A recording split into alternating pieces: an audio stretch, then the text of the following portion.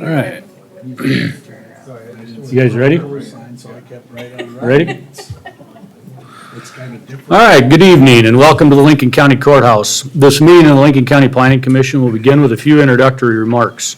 This meeting is being streamed live, and when adjourned and posted, it'll be available at any time at lincolncountysd.org.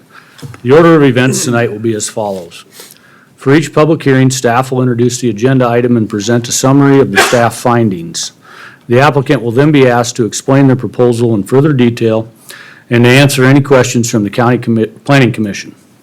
I will then open the floor to public comment, first for persons in support of the application and then for persons in opposition of the application. When you step up to the podium, please state your name and address and speak clearly into the microphone. Please limit your comments to less than 5 minutes. Lastly, decisions on ordinance text amendments will be scheduled for an additional public hearing during an upcoming Board of Commissioners meeting. The decisions on the conditional use permit application may be appealed to the County Board of Commissioners by submitting a letter to the County Planning and Zoning Office within 5 business days. Thank you for your cooperation. We'll first start with roll call. Commissioner Green? Here. Commissioner Sweeter? Here. Commissioner Jungling? Here.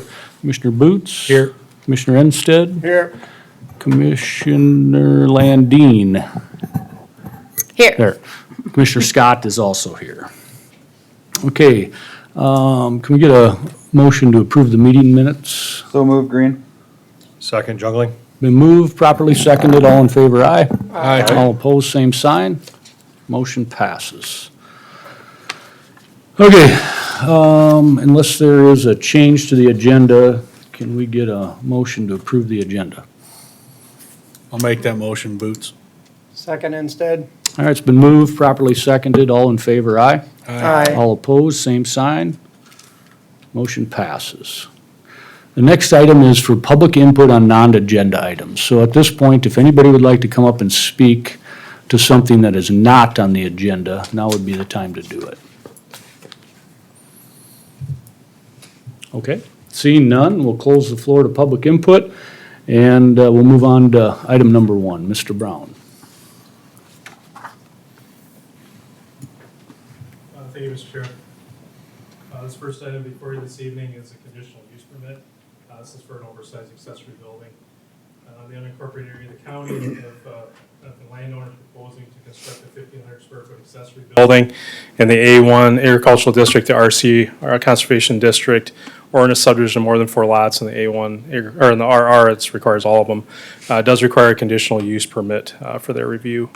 The subject property is approximately 20,000 feet to the east. That'd be these properties here, to the east of the city of Harrisburg. That's just to the north of Lake Elvin and off of 480th Avenue.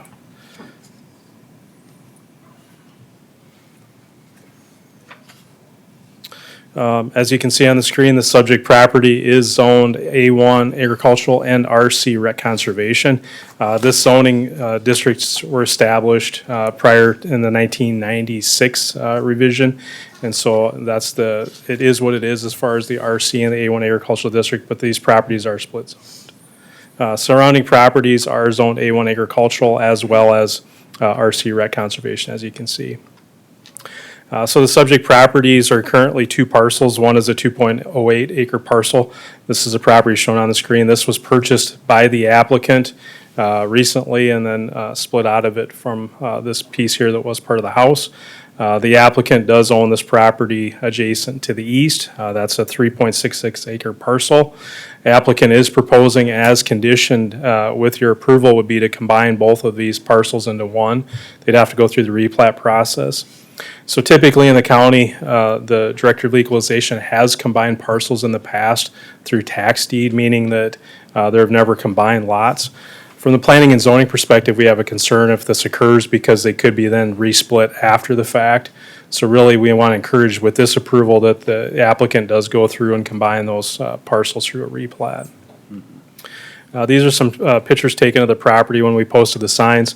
The one looking to the south would be looking onto the piece where it would be built. You can see where the stake line shows the property line. And then the stake lines for the proposed building would be directly further to the south on that shot there. So the applicant did submit a concept plan or a site plan with the application intending to build a building. Currently on the parcel with the house on it, he does have an 840 square foot accessory building currently. Again, proposing to build a 5,400 square foot accessory building for a total combined of 6,240 square feet. So as noted, staff did receive this application. We did have some discussions with the applicant as far as what would be required of the applicant. Did identify that this subdivision is called Spring Valley Estates. This was, these properties were established prior to density zoning, so there was no zoning for rural residential on this property, so it's a cluster of building eligible, or a cluster of single-family dwellings prior to having building eligibilities. The Planning Commission did approve a conditional use permit for an oversized accessory building. That's located about 300 feet to the northeast of this property. There was no objection to it and no concern from the neighbors at that time. So staff does feel that this application is consistent with an accessory building that would typically be permitted within this type of a development. Again, these properties are zoned A1 agricultural and RC, not RR rural residential. So staff does recommend approval of this application to permit 6,240 square feet of total accessory building space. Do recommend the 6 conditions that were shown in the staff analysis. Primarily, again, I made reference to condition number 6, whereas a requirement of approval that the applicant will be combining these tracts into one tract afterwards so that it'll all be all occurring on one tract, so it won't be subdivided later in the future. We did post the property. The applicant did send notification within the 500 feet. As of this moment, we haven't had any comments regarding this application. So with that, I'll turn it back to the chair and answer any questions that you have for staff at this time. Otherwise, Mr. Chair, the applicant is in attendance this evening. Okay, does anybody got any questions for Mr. Brown? I have a general question, Mr. Chair. Say, Toby, within like city limits and things like that, there are stipulations as far as like the size of an accessory building based on the amount of, like whether it's the size of the main level of a house. Do we have anything like that? Understanding this isn't your residential, but, you know, a lot of what we do in our planning, not that Harrisburg is going to annex this anytime soon, is to ensure that, you know, and I get this is a rather sizable lot, but just curious what our Lincoln County. Yeah, great question. So right now, the standard for an accessory building would be the 1,500 square feet. With the conditional use permit, we're essentially overriding that provision. There is no set standard as far as square footage of the house or any of that type of thing. It does say it has to be subordinate. We choose through the conditions to say it's subordinate in use, so there can't be any business, commercial operations there. It's just primarily for personal storage. And then again, with the combination of this lot, it'll be no more than an accessory building on that property. So, Thanks, Toby. yep. Anyone else have any questions? I do, Mr. Chair. Yeah. So, Mr. Brown, so on the site plan, I'm seeing a couple different boxes on there. You know, and it looks like on the very, what would that be, very west, there's a skinny, is that like a driveway easement or what, you know what that is? So again, this at one time, this was one lot. There's a single-family dwelling. It would be here. The applicant purchased this portion of the property. And when we went through this process, went through the platting process, wanted to make sure that he had direct access to a right-of-way. And so that's why essentially that property juts out like that. And we do have a minimum lot frontage. That's why it's that 124.94, so. Yeah, then on the other side, so on the very left of the screen, there's that long skinny, what was that, block or is that a? That's a road Or it says easement. 249 feet, 249.13. Runs Yeah, I north and believe- south there.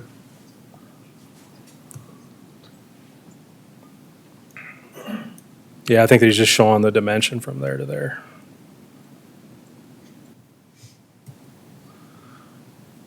No. So that, oh, that's Prairie Lane there then, so that's Yeah. their entrance right now. Yes, this will be the access for that Gotcha. as well too. Well, they'll access it off of their driveway here. Okay, thank you. Yep. One question, Toby. On that tract there, what's the ability to build a house, I guess? There's no ability to build a house on that tract currently? currently. And especially, and then, so, yeah, okay, I guess that answers my question. All right, very good. Anybody else? Thank you. All right, thanks, Mr. Brown. We'll ask the applicant to come forward, please, and tell us a little bit about what you want to do. State your name and address for the Yep, record. Jesse Wright, 27191 Prairie Lane. It's gonna be a hobby shed, mostly storage. I've got 3 kids, all very active soccer players, so half of this building is actually gonna be indoor turf. I've got a 13-year-old that is currently trying out with Minnesota United, which is a pro soccer team up in Minnesota. And so he has the ability to do some simulcast stuff. So if I build the space, it will save us from having to drive up to Minnesota quite a bit. And so that will be half the building. The other half of the building, like I said, is just gonna be basic storage. I've got 7 acres of grounds to take care of, so I've got utility vehicles and tractors, et cetera. So it's gonna be more for storage. And I've got a couple drivers here in a couple years. I just need some more parking. So it's gonna have a bathroom so people can use it, but outside of that, it's a typical storage shed. I've talked to all the neighbors. All the neighbors are fine with it. I know them all pretty well.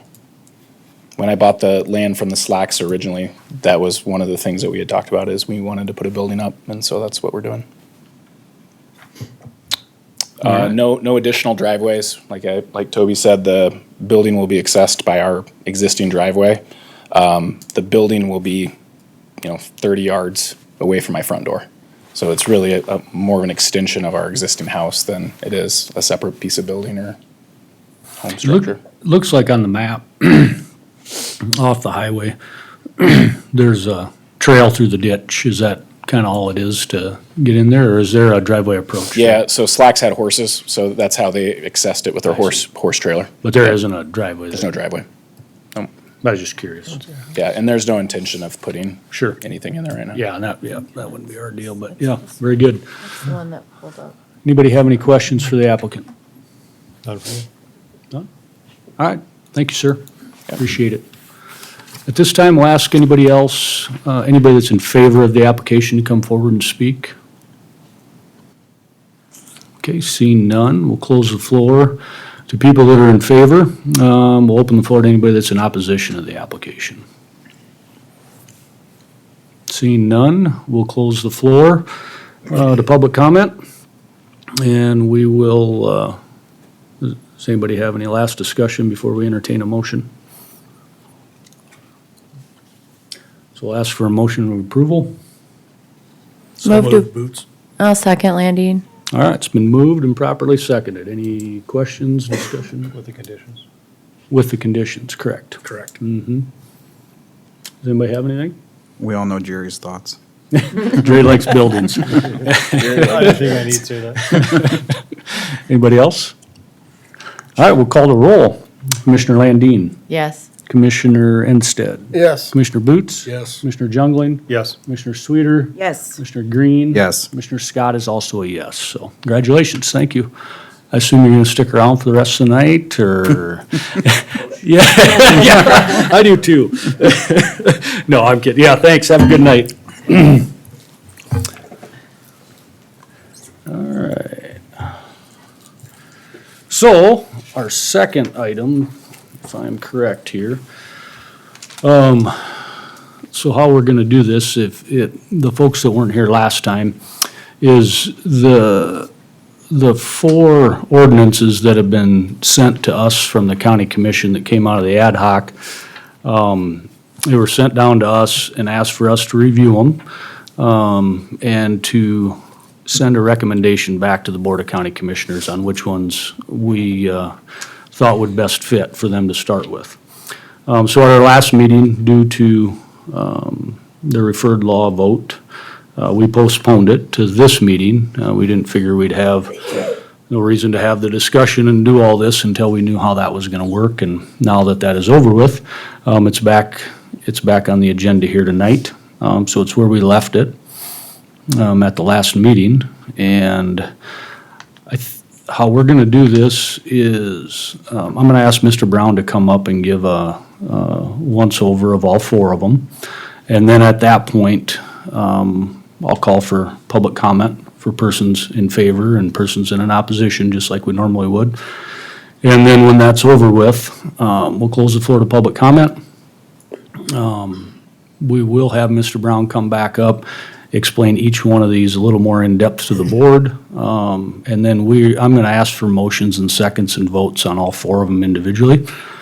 And then we'll go from there. So if we could invite Mr. Brown up and give us a little history and a little overview where we're at. Yeah, I think you kind of gave a little bit of background on it, but there was a result of the Board of Commissioners created an advisory committee. That advisory committee met a number of times last year to go through kind of the background of it and establish kind of a recommendation. That group came out with 3 recommendations or 3 types of ordinance drafts that then staff drafted with legal counsel. Presented those to the Board of Commissioners again, and the Board of Commissioners remanded those to the Planning Commission for a recommendation. And so I guess real quickly, I'll go through essentially what those 4 recommendations. And again, per the direction of the Board Planning Commission, this was postponed, but they did direct staff to advertise for public hearings, so we did post in the legal notice that there would be a public hearing, and that as part of that notice that there would be potentially a recommendation out of this board to the Board of Commissioners for adoption. So as laid out on the ordinance or on the agenda for this evening, laid them out as kind of how they flow in terms of the ordinance. So the first one would be a permissive use, second one's a permitted special use, third one's a conditional use, and then the fourth one is essentially a rezone provision. I'll go through a little bit more detail, but how this lays out is essentially how every zoning district is within the county. As you're aware is that in every zoning district, we'll start with A1 agricultural, you have permissive uses, which are by right uses. So if a landowner wants to pursue those uses, they just come to our office and would get a building permit or a zoning permit. So there's no public hearing, there's no process with it. Permitted special use would operate the same way, but permitted specials typically have conditions attached to them. And as long as they meet those conditions, they can come into our office and get a building permit or a zoning permit. So it's essentially a by right. But the permitted special use, if they can't meet those conditions or choose not to meet those conditions, they can apply for override with a conditional use permit. So a permitted special does allow overriding of whatever standards you have as a conditional use. Then the conditional use permit, and I know we've talked about this before, but I'd say 90% of the conditional use permits that are within the current zoning regulations don't have any standards, so we call them non-standard conditional use permits. So they don't have to meet any specific performance standard, but it does require a public hearing. So that's really the difference with the conditional use permit, is it does require board action. And then with that board action, the board could put conditions, just like this evening we did, is that the board will put conditions for approval that they have to meet in order for that to be a permit. And then the fourth one, the rezone, that's unique to this whole process, because a rezone is the permissive use, permit special use are really administrative decisions. Staff approves those. Conditional use would be board approval, but it's quasi-judicial, meaning that the board has to consider the facts before it and does it meet the conditions or is it reasonable conditions. The rezone is a legislative action, so there isn't really any preordained standards that you have to meet to do those things. So that one's unique to what this whole framework is, because, and then I'll say what's really unique about that is that on a conditional use permit, you're well aware of that if someone disagrees with your issuance, either issuance or denial of a conditional use permit, the remedy is through circuit court eventually. A rezone is a legislative decision, so it does have the ability to be referred to a vote of the public. So that's a unique standard for this, I guess, in comparison. And I'll go through really quickly on a lot of this. So the first, and this will be in the same as all fours, is that we are amending the terms and definitions within the zoning regulations. And again, all four of these ordinances are proposing to amend the Lincoln County Code of Ordinances, specifically Chapter 154, which is the zoning regulations. All four of these are proposing to amend the definitions to include, again, as you've heard me say before, carbon dioxide is not a use that's really identified in the current zoning regulations. And so really, it's not allowed potentially because there is no real provision for that type of a use in the zoning. But these definitions we got from state statute, as well as these are based on what the Federal Code of Regulations have for these types of uses. And then we would be amending then, and this will be on all four, we'll be amending the neighborhood utility facility. Specifically, this is the use that we typically permit natural gas, oil pipelines under. But we would be specifically excluding carbon dioxide production, pipeline and production facilities from that definition, if we add the definitions above. Again, though, this first ordinance would be adding the use carbon dioxide pipeline as a permissive use in the A1 agricultural district. It would be establishing a setback of 330 feet. The 330 feet would be based on Minnehaha County's adoption of their ordinance, so it'd be the same number. This would be a setback from a single-family dwelling, a church, a school, a nursing home, a hospital, business, public facility, public park, or a concentrated animal feeding operation. The setback would be measured from the pipeline to the closest point of the property line. So this setback is based off the property line, but only for those uses that are identified on that first sentence in section 1. Second provision of this would be it'd be a 10,560 foot setback from an incorporated municipality. I should back up, that first one can be waived, and we do have a provision, as you're aware, for concentrated animal feeding operations in the zoning regulations that can be waived by a property owner if there's a waiver filed with the Registered Deeds Office. But this would also allow a waiver to that 330 foot setback. The second setback would be the 10,560 feet from a municipality. That could be waived as well. And there are provisions. We do have a setback from municipalities currently for a CAFO, a concentrated animal feeding operation. We do allow that to be waived as well, and that's typically an action that's taken by the local board, so it'd be the city council would take action to do that. And then the third provision would be compliance with any federal, state, local rules, regulations, and permitting requirements. Regardless of if there's any zoning amendment changes, you've heard me mention before that the pipeline does require to get a right-of-way permit from the county highway superintendent, as well as they will require to have a floodplain development permit from our floodplain administrator. So those permits would have to be complied with anyways. And then we would add as a conditional use the carbon dioxide production facility as a conditional use in the A1 agricultural district. And then this would be mirrored in the RC Rec Conservation District, because as you could see, it was just the previous application we had. There are a number of properties in the county that are zoned RC Rec Conservation, as well as A1 agricultural. Those are our two, what I'll say, predominant zoning districts within the county, would be the A1 and the RC zoning district. And then, again, the carbon dioxide production facility would be a conditional use in the RC Rec Conservation District. As well as, this would be the same, section 7 would be the same in all four ordinances. We do have a requirement, as I noted in the previous application, that the ordinance does require for a conditional use permit that there be notification within 500 feet of a property, except it's 1 mile for WEX, which is Wind Energy Conversion Systems and concentrated animal feeding operations. This would add those carbon dioxide production facilities to that requirement. Okay, second one would be the permitted special use. Again, the definitions are the same as that previous one, as well as modification of a utility facility. So this, and again, the standards are the same too, the 330 and the 10,560 feet. So in the first one, the permissive use, that's truly a hard setback unless it's waived by the impacted property.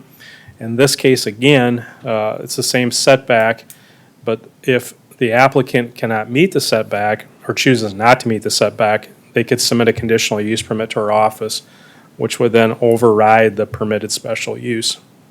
And so at that time, they wouldn't have to meet the 330 feet, but that doesn't mean that the planning commission could either increase it or go greater or go lower than what that is. But typically, essentially, you're overriding what that requirement is for that standard. So, and that would be the same thing in the RC Rec Conservation District as well. And then the same thing with the notification requirements there. The third one is the conditional use permit option. And so this, again, this option is amending the definitions per the state and federal definitions. But this one would, as you can see, would create a conditional use for carbon dioxide pipelines and production facilities. And as you can see, there is no standard, so that's a non-standard. And again, as I previously mentioned, about 90% of our conditional use permits are non-standard conditional uses, meaning they don't have any performance standards to meet at that time to get there. Or at the time of application, they don't have any specific requirements. Those conditions would be part of the application approval process. This option would guarantee a public hearing. So the first two options, if they met those requirements, would not guarantee a public hearing. This one would direct it straight to a public hearing. So it would have to go through a public hearing process for approval. And the same thing on the notification part of it. The fourth and final one, again, the definitions are the same changes. Again, this one would require a rezone for these uses to the I-1 Light Industrial District. Once it's been rezoned, they would be permissive uses. We typically do that on different types of uses that require warehousing, storage, and those different types of things. Once they've gone through the rezone process, we make them permissive uses, just so they don't have to go through that second step of the conditional use permit process. Secondly, that this is a higher threshold. The ability to get a rezone requires more legislative review of it, of the ordinances, of the comprehensive plan. It's just a higher threshold with that. But again, with this provision, it would require two public hearings, as you're aware. So a public hearing with the Planning Commission, and then a guaranteed public hearing with the Board of Commissioners. And then, if approved by the Board of Commissioners, there is a referendum period where the citizens could petition to take it to a public vote of those registered voters within Lincoln County. So again, this is a legislative decision. It's not an administrative decision like those previous ones we went through in there. So I think it was, if I really had to say, I think the ad hoc committee did a good job. They hit about everything they could have hit from a zoning perspective. And so I think those are pretty comprehensive of what all the options would be from a zoning perspective. I know there's different requirements for standards and setbacks and things like this, but this is really the framework of how you would do any types of zoning with it. And so if we were preparing, and we haven't done it since we've adopted the 2009 ordinance, but if you had a new type of land use, which is really what this is, because again, we don't have this under the current ordinance, you would go through this process. You would identify, do we want this use to be a permissive use, a permitted special use, a conditional use, or do we want it to be in a zoning district? So it is pretty comprehensive to what it is. But Mr. Chair, I'll turn it back to you, and I'll gladly answer any questions you have for staff at this time. Thanks, Mr. Brown. Does anybody have any quick questions for him? You'll have your chance to ask more later on each individual one, but any broad stroke things? Yes. Go ahead, Mr. Chumlin. Toby, on the fourth option there, the rezone of light industrial, would that, just clarify, that wouldn't be like the whole pipeline route, it'd be any valve or anything that'd be coming out of the ground, right? We wouldn't say the pipeline goes across a field or something like that, that strip wouldn't be zoned light industrial, right? How would you do that? Well, I think our staff's recommendation would be just be the valves. Yeah. Okay. The above ground structures. Above ground structure? Anything above ground? Yeah. Okay. Anything else? All right. Thank you, Mr. Okay, Brown. thank you.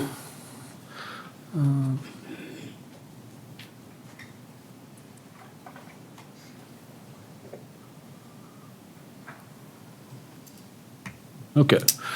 We'll now open the floor to public comment, and we'll start with people in favor of one or any or all of these ordinances. And please, that's what we're discussing is the ordinances, so keep your comments to these ordinances, what you like about them or what you're in favor of, so, and know that we aren't here tonight to change anything necessarily in the ordinance that's already there. We're gonna pick some things to send to the county commissioners, and then they can start working with that framework and make changes and send them back to us, or make the decision there. So that's that's where we're at. But we'd love to hear everybody's comments, so the floor is open.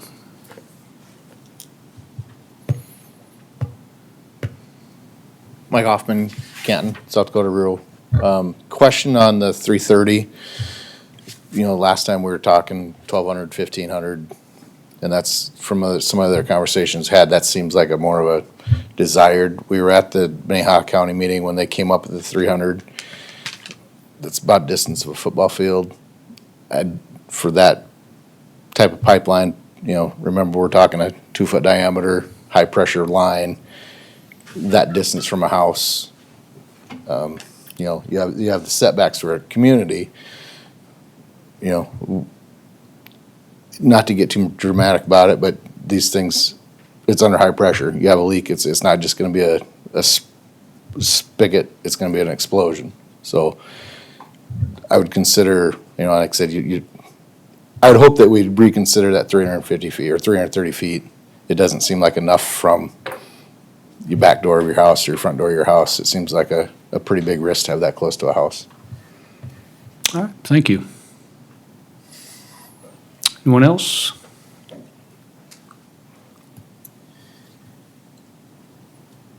Kaya Broders, Canton, South Dakota. I would echo Mike's comments to 330 feet. That's exactly what came into my mind as well, is it's a football field. And seeing that there are hospitals, nursing homes, schools, there's no way under a high pressure, if there's a high pressure leak of that sorts, and I'm not sure that at that point you can even call it a leak, that would be advisable for anyone in our community, let alone a single dwelling home. Just thinking of the time and the equipment that it would take to get those that are the most vulnerable out. So I would ask that be reconsidered.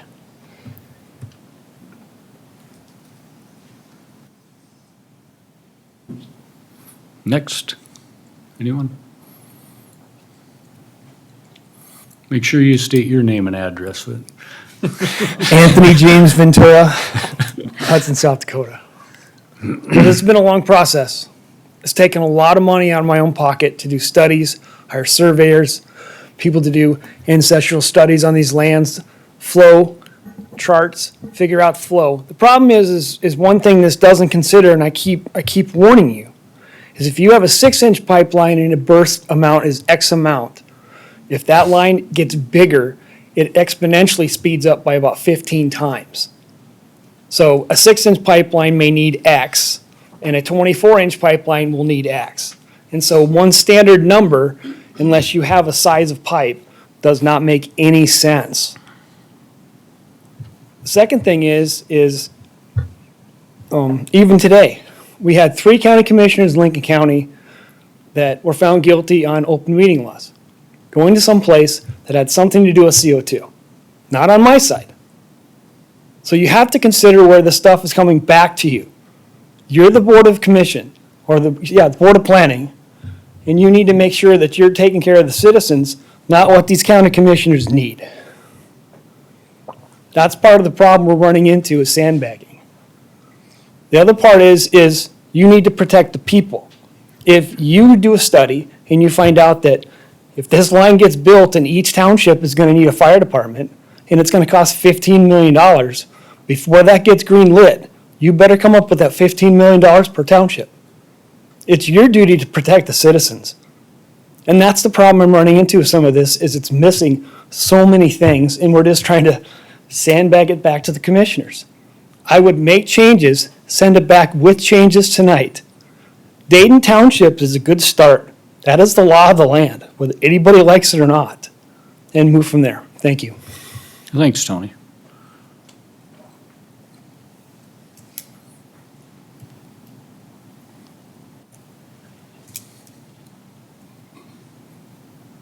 Good evening, Sarah Stever, Lennox, South Dakota. I just wanted to mention the other counties that have passed ordinances that aren't Minnehaha. Brown County, 1,500 feet from a plot line. McPherson County, 1 mile of any occupied dwelling, mobile home, or manufactured home. Spink County, 2,640 feet from any of the following, including residential dwellings, and same with Edmonds. So there are other counties that have taken the time to give us a bit more of a setback.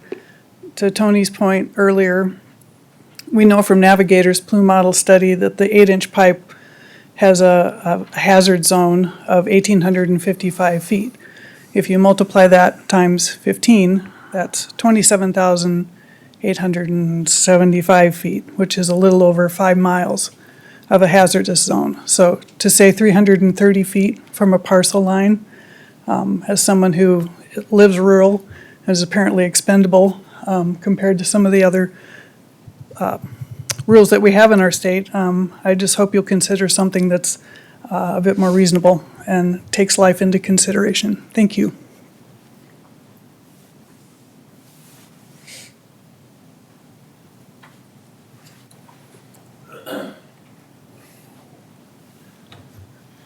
Jason Vanentop, 27745 481st Avenue, Canton.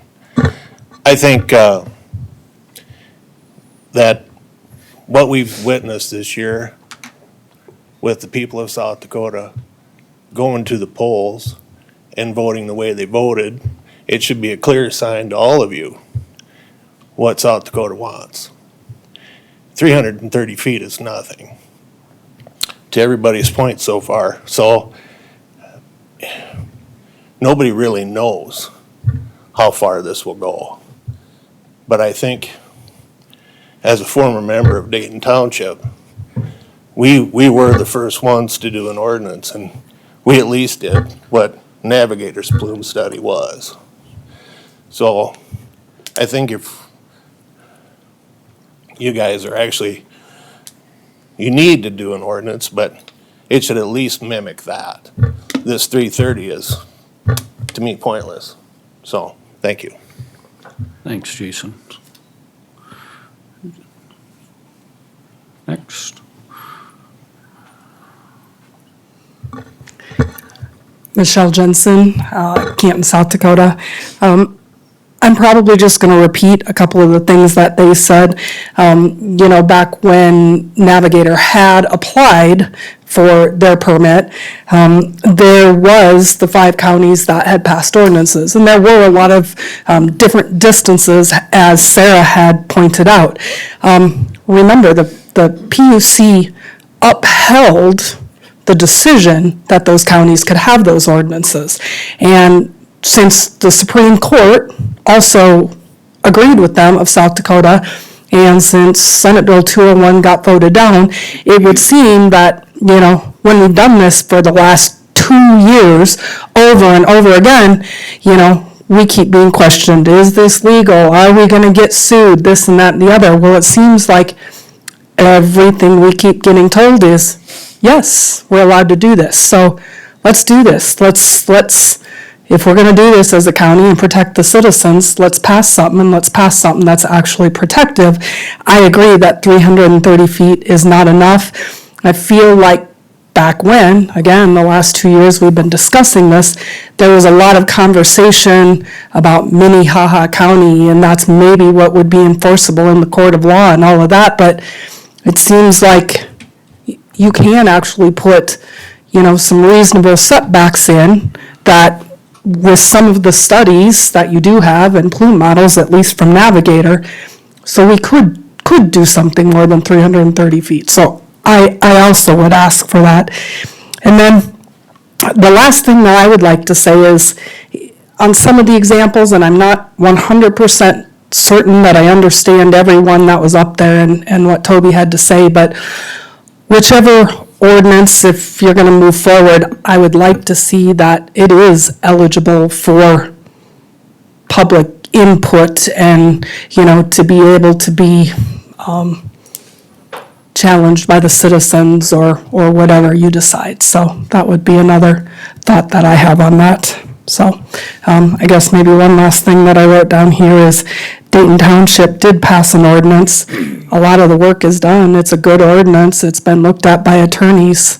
That might be another thing to look at for an example. So, thank you, guys. Thank you. I'm just gonna interrupt here real quick. And I want everybody to remember, and if you have questions, ask. But there's 4 ordinances here, and only 2 of them have anything to do with the setback. So there's 2 other ordinances that don't have any setback. So hopefully we don't believe or we aren't confused in the fact that we got to get wrapped around the axle on this hard setback in a number, and that's where we're at. Because truthfully, I think 2 of the ordinances we have that don't have a hard setback are probably the better ordinances. And they're ordinances that I think are creative, and I think they make sense for the county. And nobody else has done it in the state, so we would be first to do it. And that's why you don't see it in some of these other counties. So I encourage you, as you come up, and if you have questions, let's talk about it. But I encourage you to not only focus on the first 2 that have hard setbacks, but also explore the other 2. So, anybody else?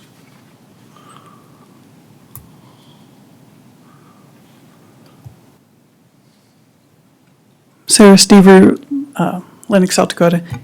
Could he maybe run through the second 2 again? Because I don't understand them either. You bet. And I would love to know your opinion on why you think that's actually a more viable option. Sure. Thank you.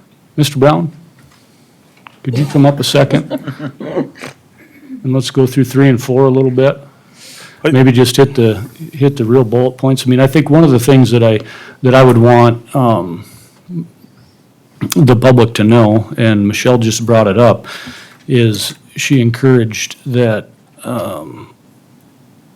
with any setback, she would still like the opportunity for a public hearing. And explain why in option 1 and option 2, that if there's a hard setback, there isn't gonna be a public hearing. And that in order to have a public hearing, we'd have to move to option 3 or 4. Yeah. Am I right? Yep.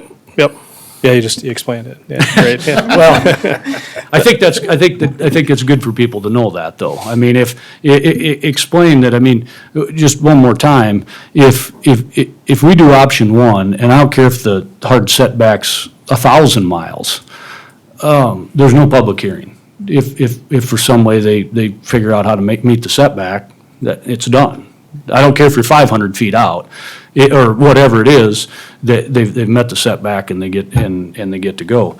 In option number 3, we still have a public hearing process, just like we had for the gentleman with agenda item number 1, where if he would have had a neighbor or neighbors that didn't like what he was doing, could come here, voice their opinion, and us as a board could take that into consideration and add conditions. I think that's one of the reasons I like option 3. And then, Mr. Brown, if you would explain option, so everybody knows that option 3 is basically would mimic the process that we just went through with agenda item number 1 with the fellow that wanted the oversized building. And then, Mr. Brown, would you explain number 4 a little bit better? You guys you're gonna adopt one of the 4. No. The applicant's not getting the option of one of the 4. You guys are adopting one of the options. So that's a good question, and maybe I didn't do a good enough job explaining that. First of all, we aren't gonna adopt anything. Okay, tonight, as a planning commission, we're not adopting a thing. We have, and I'll argue with Mr. Ventura on this point, the 4 ordinances that are in front of all of us tonight didn't come from the county commission, they came from the ad hoc committee. And they went back to the county commission looked at them, said, you know what, we're not, we would rather have the planning commission look at them first, that's kind of their wheelhouse. And so they were sent down to us. I will defend the position of this commission. Somebody said, kind of tongue-in-cheek, accused us of kicking it down the road. That has not happened at all. Because of SB 2.0, every time we've had a chance, we've brought this up, and because of what's happened in Pierre, we've decided not to waste county officials' time and money, and so we've waited till after the election. That's why we're here. Otherwise, if SB 201 would have never got passed, we would have taken care of it then. We had a chance to do it this summer again. It was actually the recommendation of most of the public here to wait till after the election to take it on, and so that's why we're here. We might recommend all four of them back to the county commission and let them decide. Well, they're gonna decide one way or the other. We could potentially recommend 0. We're gonna call roll on all four of them one at a time. And if this commission doesn't vote, thinks they're all bad, then I guess, I don't know what we do then. I suppose the county commission starts over, right? But, if we send 3 of them up there, or 2, then it's in their court, and they're the ones that have to adopt this anyway.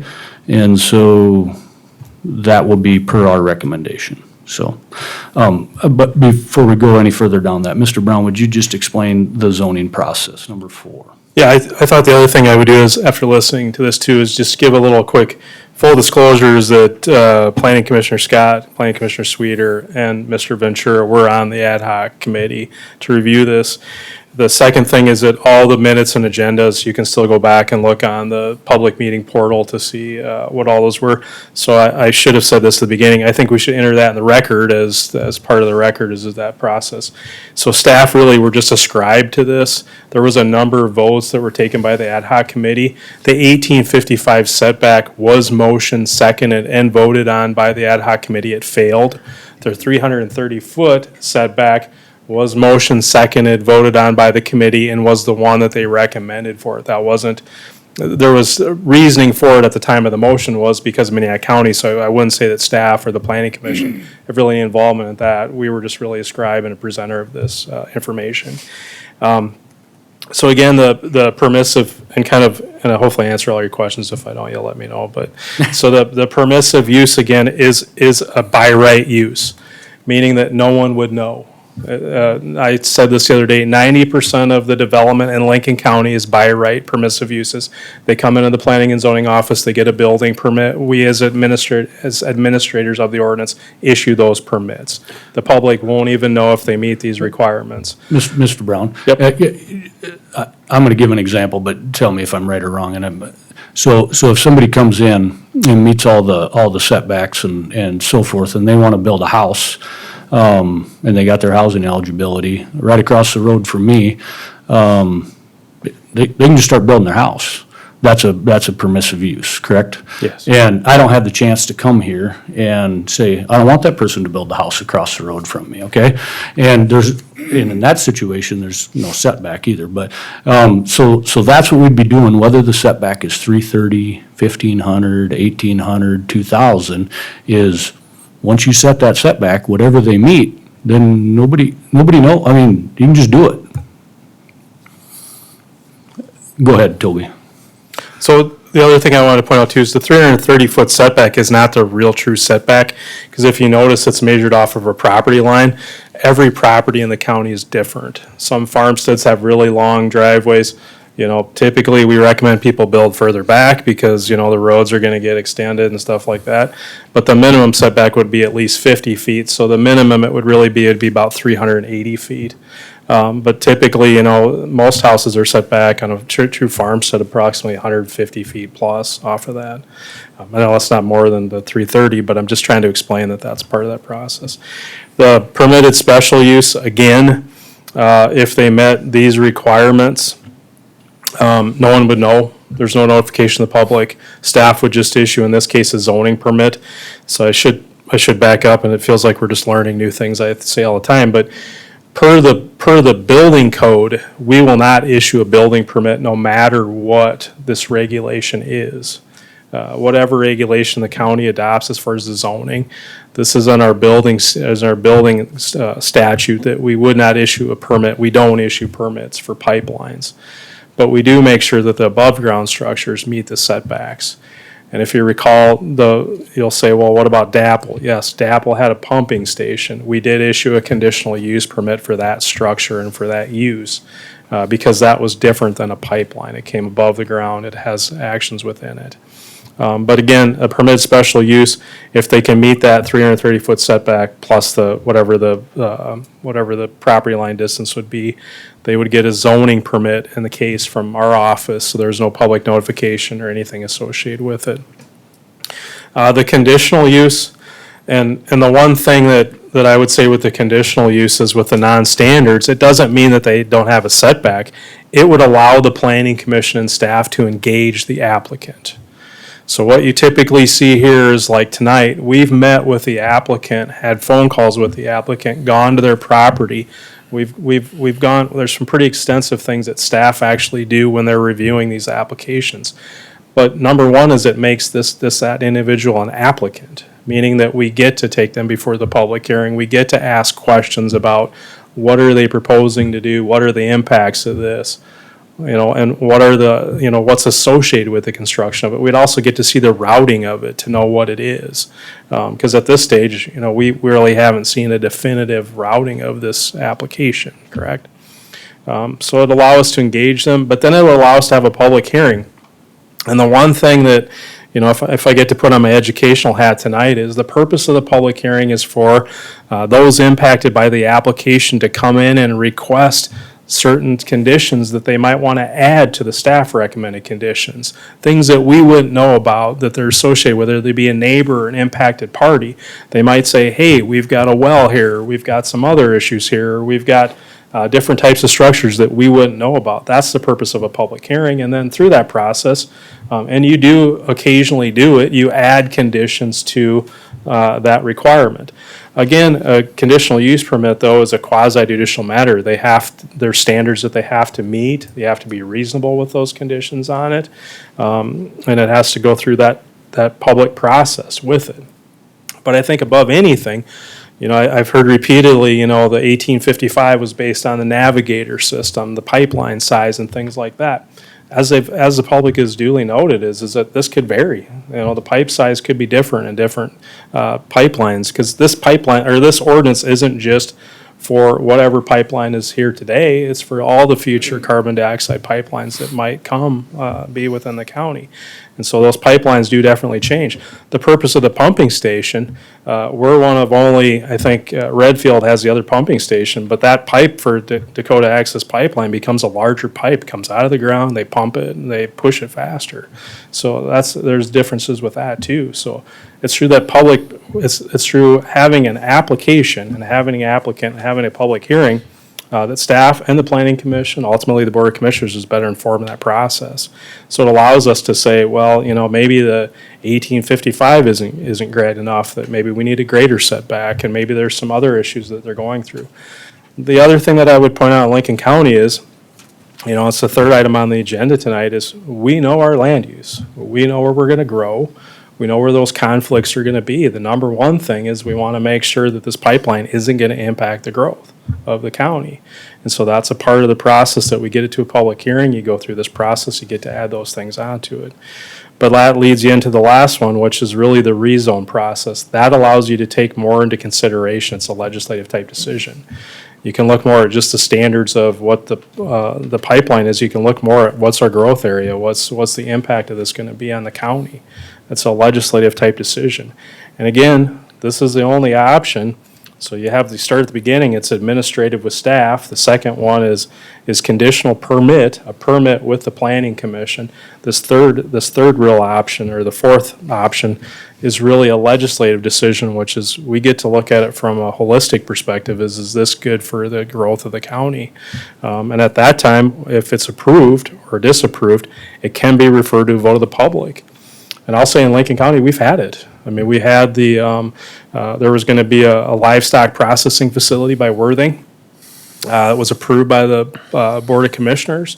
It was referred to a vote of the public, and the public voted it down. So that rezone was overturned, essentially. That decision by the Board of Commissioners was overturned. That can only be accomplished through this provision, which is the rezone part of it. So, okay, does that answer Perfect. everything? Okay, good. Well, Yep. we're probably not done tonight. but Okay, yep, thank you. We'll get a drink of water or something. Mr. Ventura, welcome back. Okay, so a few clarifications. That Yeah. was not a jab at Commissioner Landine or this board. I want to be very clear about that, about sandbagging, okay? I didn't know who said it. I just Second of kinda all, remembered. when you build a house or anything else in Lincoln County and you file a building permit, I can file an appeal, and that goes to the Board of Adjustment. And who's the Board of Adjustment?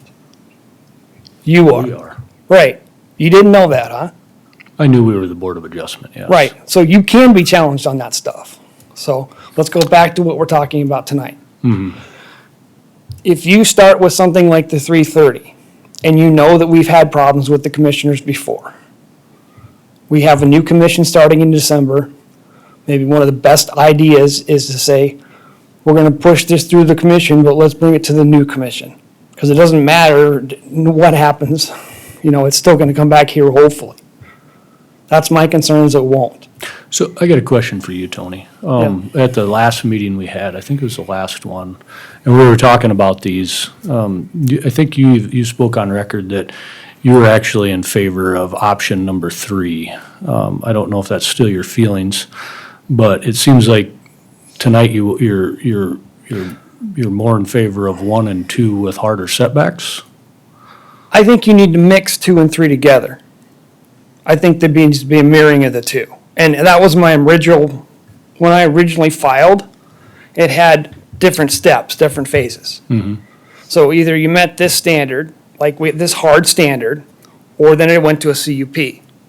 So it gave people more chances to review these processes. Once again, the open public to decide and come. I'm just trying to decide why we didn't do that at the ad hoc committee then, or why we split them up the way we did. I wasn't happy how they were split up. That's just the way it kind of got ran through the system. Well, we all had our We chance did to not have talk. enough time to go through these properly. We did get some things done, but the 330 is a good start. And like I said, if you mirrored the two together, it's probably a good way to start. And it doesn't hurt to have 2 different standards. Here's the CUP standard, and if that doesn't meet or this doesn't meet, then you go to this next standard. It doesn't hurt to be double checking our work, Yep. especially for things this serious. And like I said, I hate to say it, but I even spent a huge amount of time working on an ELOP plan. Nobody probably knows what that is. It's Emergency Response Plan for Lincoln County. Found huge amounts of problems. And I went to the emergency management director and said, what are we doing about this? Apparently nothing. And so I came up with right now we're on if we don't make our changes for anything we do in Lincoln County coming forward, it's going to be Bibles to Body Bags program for emergency response. And it's not because the first So- responders aren't the best of the best. We Yeah. do not have the services to handle it.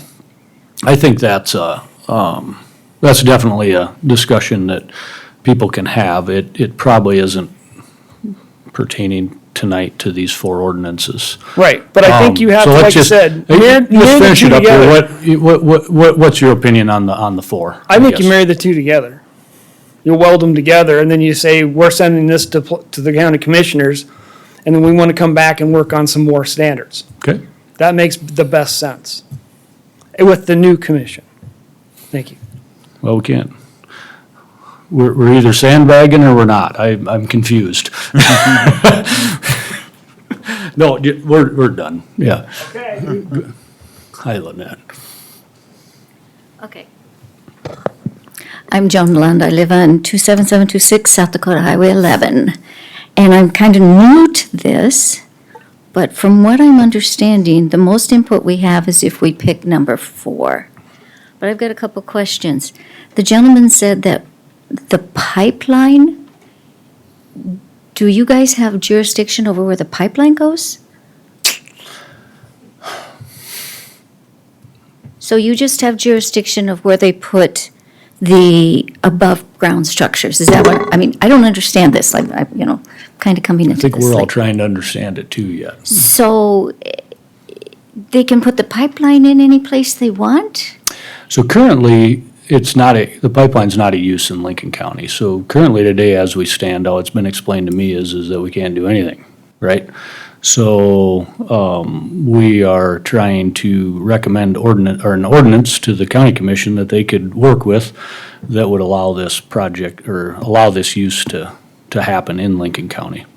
So currently, it's a non-deal. Okay, I don't understand what you mean by non-deal. Does that mean they can come in and we No. don't have any control, or they can't come in at all, the way it is now? Today, the way I understand it, this is not a use in Lincoln County, a permitted use. Okay. So if we don't do anything, they can't come in? I don't know the long-term answer to that. Okay, so if we want to have say, and we want to be able to talk to you guys and the county commissioners, we need to go with version 4. Who makes the ultimate Or 3. decision? Or, okay, there's 2 public meetings with number 3 as well as with number 4? 3 and 4, yep. Who makes the final decision? County commissioners or you guys? Or do County you- Commission. County commissioners make the final one? Mm-hmm. Okay, And potentially the residents of Lincoln County with option number 4 through a vote. through a vote. Okay, so if we want to have a say, we want to vote on it, we need to go with number 4, is what you're telling me. Mm-hmm. Okay, I just needed a little more clarification. And the rezoning is also with number 4, not with any of the other 3. Correct. Only number 4. Okay, Mhm. and when you rezone, one more question, I'm trying to get this all figured out in my No, head. you're fine. Do you rezone each little partial where they're going to put this above ground? Correct. you- Wherever there's above ground structures. Okay, Yep. but none of the pipeline? Mm-mm. So the pipeline just goes, so we have, okay. So we have absolutely, so if we don't want them in, we just don't approve the above-ground stuff? Or they figure out how to run it through without putting anything above ground? A Yeah. lot of questions. That's about all I can answer. Okay, that's what I needed to know, okay. Mm-hmm. Thank you, Joan. Anyone else?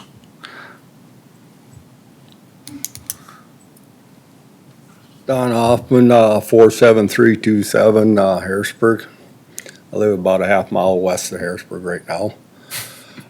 Used to be 3, 4. Clarification, 10,000 feet from a municipality. We get caught up in a lot of talking and a lot of regulations and everything. Let's back up. 330 feet out in the country from a residential. One simple question. What the hell makes the people in Harrisburg worth a hell of a lot more than me? When they're 10,000 feet and you're gonna put it 300 feet from my place. Yeah. So I can Am I not worth nothing? I can speak to that, Don, because we actually had that discussion quite at length at the ad hoc. And I think, the other thing that I assume that everybody knows, but maybe they don't, is that the county has no regulation over the safety of the pipeline. That's a federal issue. That's a PHMSA thing. About the only thing we can do is control economic impact on what kind of economic impact it could have. And so when we had that discussion about the municipalities, and I believe it was Mr. Holman might have even asked the same question you did, and the thought process of a hard setback had nothing to do with safety because we can't regulate that. That's out of our hands as a county. But what it did have to do with is if Harrisburg or Canton or Lenox, to protect the economic interest of the growth of the municipality, if we gave a 2-mile buffer around there, they would still have 2 miles in any direction that they could grow as a municipality from an economic standpoint. So that was the thought process between the two, and that's why it came out. It was originally a mile from a municipality, but just to protect the rapid growth that Harrisburg is having and some of these other municipalities, it was increased to 2 miles. But it has nothing to do with safety. As much as maybe some of us or all of us would want this to be about safety, the county doesn't. We don't get to play in that ballgame. We could if we wanted to. I don't know. We could. It's not what I've been told. It's not what I've been told. If we stood up and said, no, we don't want this, as many times and many signs as I've seen about no, no, no on this, and we keep coming back and coming back, I don't know what it's gonna take. One experience, long time ago, rural water system in northern Lincoln County, I worked on that, putting pipes in. 6-inch pipe, sitting on a backhoe, digging up a leak. The guy popped the coupling off of the 6-inch pipe. We didn't realize it still had some pressure on it. 40 to 50 pounds of pressure. Damn near blew me off that backhoe when that coupler. That was with 60 pounds of water, guys. What's a carbon pipeline going to do when that blows? I mean, you don't even have, you can do all the statistics and everything you want until it happens and somebody gets killed. 10, 15 years ago, that gas line south of Harrisburg blew. I live west of Harrisburg. It sounded like a jet airplane when it went. And we're talking about 300 feet? And we think we're protecting people in Lincoln County? Good luck. Actually, I don't think, that thought process wasn't there to protect people, because, as Mike has said, no doubt have we listened to, I don't know if there's anybody other than maybe Tony and Toby that have listened to more carbon pipeline testimony than I have. And, we've heard a lot. I've heard hours and hours and hours and hours about safety. And I'm not an expert on it. Do I have my own personal opinions? Absolutely. Do I also understand the role of the county? Yes. And unfortunately, the county in this instance doesn't have the authority to rule over safety. That's, the federal law preempts that. So I'm not an attorney. I'm a dumb farmer from south of Canton, so, but that's the way it's been explained to me, and so I think it's, unfortunately, that's where we're at. And so we really need to keep these, and with that in mind, that's where, the basis of all four of these ordinances came about. And it was to protect the economic, because we do have the authority to protect the economic interest of our residents in Lincoln County. And so I think that's where the basis of these, that's where a lot of the discussion was around at the ad hoc committee, and that's where these four ordinances came from. So, and if you want to lead the charge to get the county to be able to regulate the safety of pipelines, I bet you'd have a long group of people behind you. But we take the step before that by saying no. Don't even let the pipe come in. Then you don't have to worry about the safety issues. That's kind of like might be a different issue. Coming in on 18 tonight. If somebody would take the steps and tell them people to get that road straightened out so a guy can get here, it maybe would be better. But somebody's got to do it first. You got to be up in front of it and make these, say, hey, we don't want the pipeline. Hey, that road's terrible. Let's get somebody out there to fix the thing. But if everybody throws up their hand, well, that's the way it is, the state's this way, whatever happened to local control? We're giving it right back to the state if we don't stand up and say, no, we don't want this. Plain and simple. Yeah. And I'm 77 years old, and that's why I'm standing here and I'm looking like a fool. But I guess that's the way it is. Because I'm tired of this stuff. Oh, well, that's the way it is. That's the way it is. And I don't think that's the case. If that was the case, Don, we wouldn't have done anything. And I'll be honest with you, I take some offense to that, because I've put a lot of my time and effort into this to try to get to a place where we have a decent compromise, and to my knowledge, this is the first meeting I've seen you at. If you were so concerned about it, I don't know why you haven't been here through the whole process. I can respect your concerns tonight, but to just throw our hands up in the air and say, no, we don't want you, well, I'm sorry, but that isn't gonna work. No, but Come on, that isn't even, Mr. Chair. that isn't illogical. when you Logical. negotiate, Okay. Mr. Chair. I want a 500-foot setback. Well, let's start out with 1,000. We'll meet you halfway. Yeah. Well, if we go with that, but, okay, anybody else? And we're gonna get here. Sorry, I am going to be fast this time. So is it my understanding that you're not modifying any of the ordinances that are suggested? It's just select which of the four would be, okay? Yeah. And then the other thing, I mean, I've heard us say a couple of times tonight that we can't do safety, which I do agree with, but I think you've all seen the copy of the FEMSA letter. It's probably in all your stuff, and we do thank you for all the work that you've done. But it actually expressly says in that letter, in one of the meetings we were here with, and we had the attorney from Summit give us all sorts of legal mumbo jumbo and all of that, but says the counties can control their routing. No, not the safety, not what the pipeline's built out of, not any of that, but the routing of it. So I 100%. I do think, when you talk about bigger setbacks or, stuff like that, I do think you guys control that. So. I do too, and I think that's why we have the 4 ordinances. Okay. Yeah. But it's just select from one of those 4 is what we're doing tonight.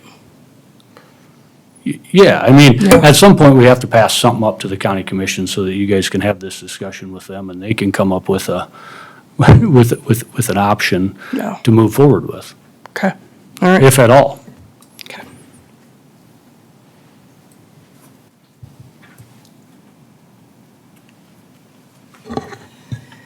Good evening. I wasn't planning on speaking until all this started coming through, but I wanted to let you know. Name and address. I'm sorry, Betty Ottentee, South Dakota.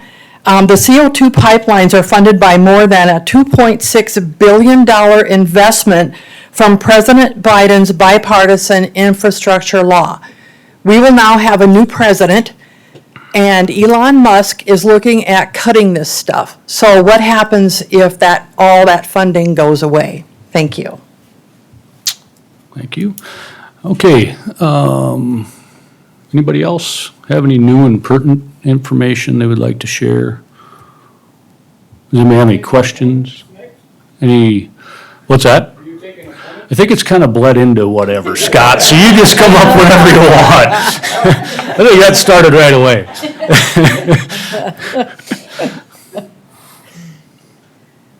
Scott Montgomery, Fairview, South Dakota. I'm not for any of them. The way I understand it, if we don't have an ordinance, they can't build here, correct? It's the way it is today. Okay, well, why would we pass an ordinance? Any of you? Why would we pass an ordinance? The state of South Dakota spoke. 60% of the people don't want their property trespassed on, which is what they're doing, is trespassing. So why would we even think about going against the citizens of this state or this county? Because right now, they can't come here. As the way I'm understanding what you're saying, correct? They have no right to come in this county without an ordinance. That's how it is today. Okay. Correct. Then why would we even think about passing an ordinance? I would strongly recommend I to think the we'll- commissioners that we don't pass an ordinance, Yeah. that we don't want this pipeline here. I mean, I think that's pretty simple. I mean, is there anybody in this room that supports the pipeline? One. No, Mr. Montgomery, Okay. you understand that we're not passing anything tonight. I understand that. Okay. But you're going to make a recommendation Because, to you're going to push something up to the commissioners. correct. Okay. They don't have to pass it. No, I know they don't. But I'm asking you not to. My recommendation, if I was you guys, would say, let's not pass anything. We don't want them here. Okay, That's all I got. Thank you. thank you. I'm going to ask Mr. DeGroot, would you be willing to answer that? What would happen if we just didn't do anything at all? I guess I would say I'm kind of on the spot off of memory here, but at 49, 41B, 28, SDA, it'd probably make it easier for the South Dakota PUC to supersede any regulation that we have. So right now, it's not a permitted use or it's not a use at all within the county. However, under that statute, they can make a finding that our ordinances are so restrictive that it basically makes it impossible for anybody. And so it'd probably be easier for the PUC to make a ruling and supersede county ordinances, because right now it's not a permitted use. Run that by me again. So, Yeah. no, So right now in the No, county, so if we- it's not a permitted use, it's Correct. not a contemplated use within the county right now. Yeah. Under statute, the South Dakota PUC can supersede or override any county regulation if it's overly restrictive. So if it, in Oh, other I words, see what if it you're makes saying. it to the point where it's impossible to conduct that business, it's an easier finding for the South Dakota PUC Yep. to supersede county ordinances. Yep. So basically, the county ordinance, since you don't have one and it's not a permitted use, it's too restrictive. Correct. Yeah, that makes sense. That makes sense. Whereas if we had an ordinance that wasn't, that's another thing that was discussed at length in the ad hoc committee, is that if we make something so restrictive that it doesn't allow it, the state can supersede that anyhow, so. Thanks, Drew. Go ahead. Linda Montgomery from Fairview, South Dakota. I really do agree with Betty and Scott. I ask you to please table these for now. The people of South Dakota, I know you guys have worked very hard, and I respect all of you for doing that. But the people of South Dakota since then have said no. And as Betty said, we have not only a change in our commission, but we do have a change of president. We have a change of multitude of people that are coming in new. And I really, I know that Summit wants us pushed down our throat, and they want you to really push through, but I really plead with you to say no and wait. Thank you. Thank you.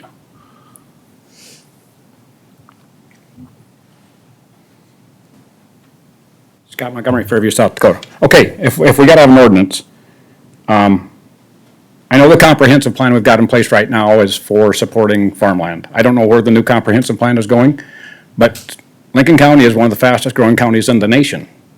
So this pipeline's gonna have economic impact on Lincoln County if we allow it through here. So how about if we write an ordinance that prevents the pipeline because of economic impact on the county? Well, if we can't build businesses or homes because of this pipeline, that's gonna far outweigh anything we're ever gonna get from the pipeline. Just something to consider. Thank you. Thanks. Anyone else?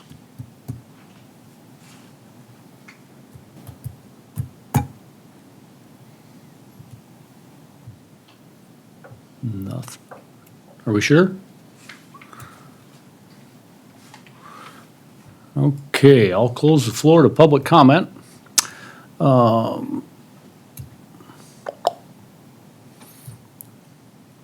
Just trying to think how we want to do this. Well, I think we're just going to do it how we originally did, unless, I'm just trying to decide if we want to have a little board discussion or comment before we start going through each one of these. Was that something you guys would find beneficial, or should we just start with each one and you want to talk about each one as we go? Okay, very good. So, ordinance number 1, the permissive use. Does anyone have any questions on that? If so, Mr. Brown has volunteered very graciously that he would be more than happy to come up and talk about it in length. Mr. Chairman? Yeah. If I could. Commissioner Landine? We're using the same definitions in all 4 of these ordinances, and based on some of the things that were said in questions tonight, that's kind of where I'm stuck, and I can see that moving forward. Are we talking about the pipeline, the pipes running across the land or under the land? Are we talking about above-ground structures? Because if we're using all these same definitions, it's not making sense. I mean, to say that 3 and 4 are for the above ground, that doesn't mesh with these definitions. So I think there's a lot of work that needs to be done within these definitions, no matter what goes forward. I agree with you. But I'll leave my comment at that. Okay. Mr. Brown, would you like to comment on that? Before we move forward, I guess? I'd agree with that after. Correct. Commissioner Landine is the definitions would talk about pipeline. So when the question was asked about so that applies to all the ordinances drafted now. But what, if we went with option number 4, which is the rezone to light industrial, we would have to make modifications of definition to just be the valves above ground. But as drafted, and if approved with all the 4 ordinances currently, it's the full pipeline. Well, and I think even on the conditional use permit side, it's just not making sense that we would have here a conditional use permit for every property in Lincoln County that this would run through, because that's how I'm reading it. Correct. It would be for every property or the whole project? So how we would do conditional use permits is the landowner would have to submit, the applicant would submit, but the landowner would also have to sign off on the application. So it'd be for the entire route, all those properties. So if you've heard me before say is that we would have multiple conditional use permit applications, but we would roll them into one public hearing. Yeah. Much like how we would do the wind what I energy thought. conversion system towers. Yep.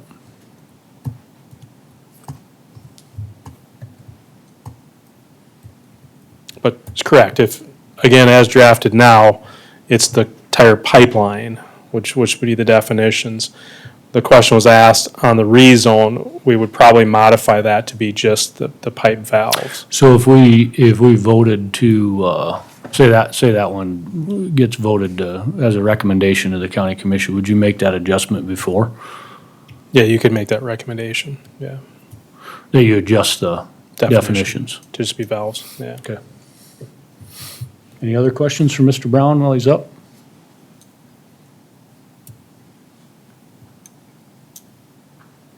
No? Seeing none?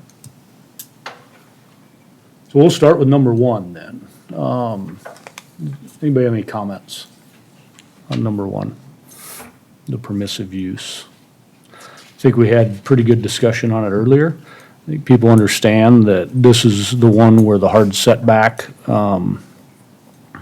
is probably the most important, because it's if the setback is met, I mean, I think the gist you get out of this is if whatever the setback is, if it's met, then it's permitted. What's everybody's feelings on that?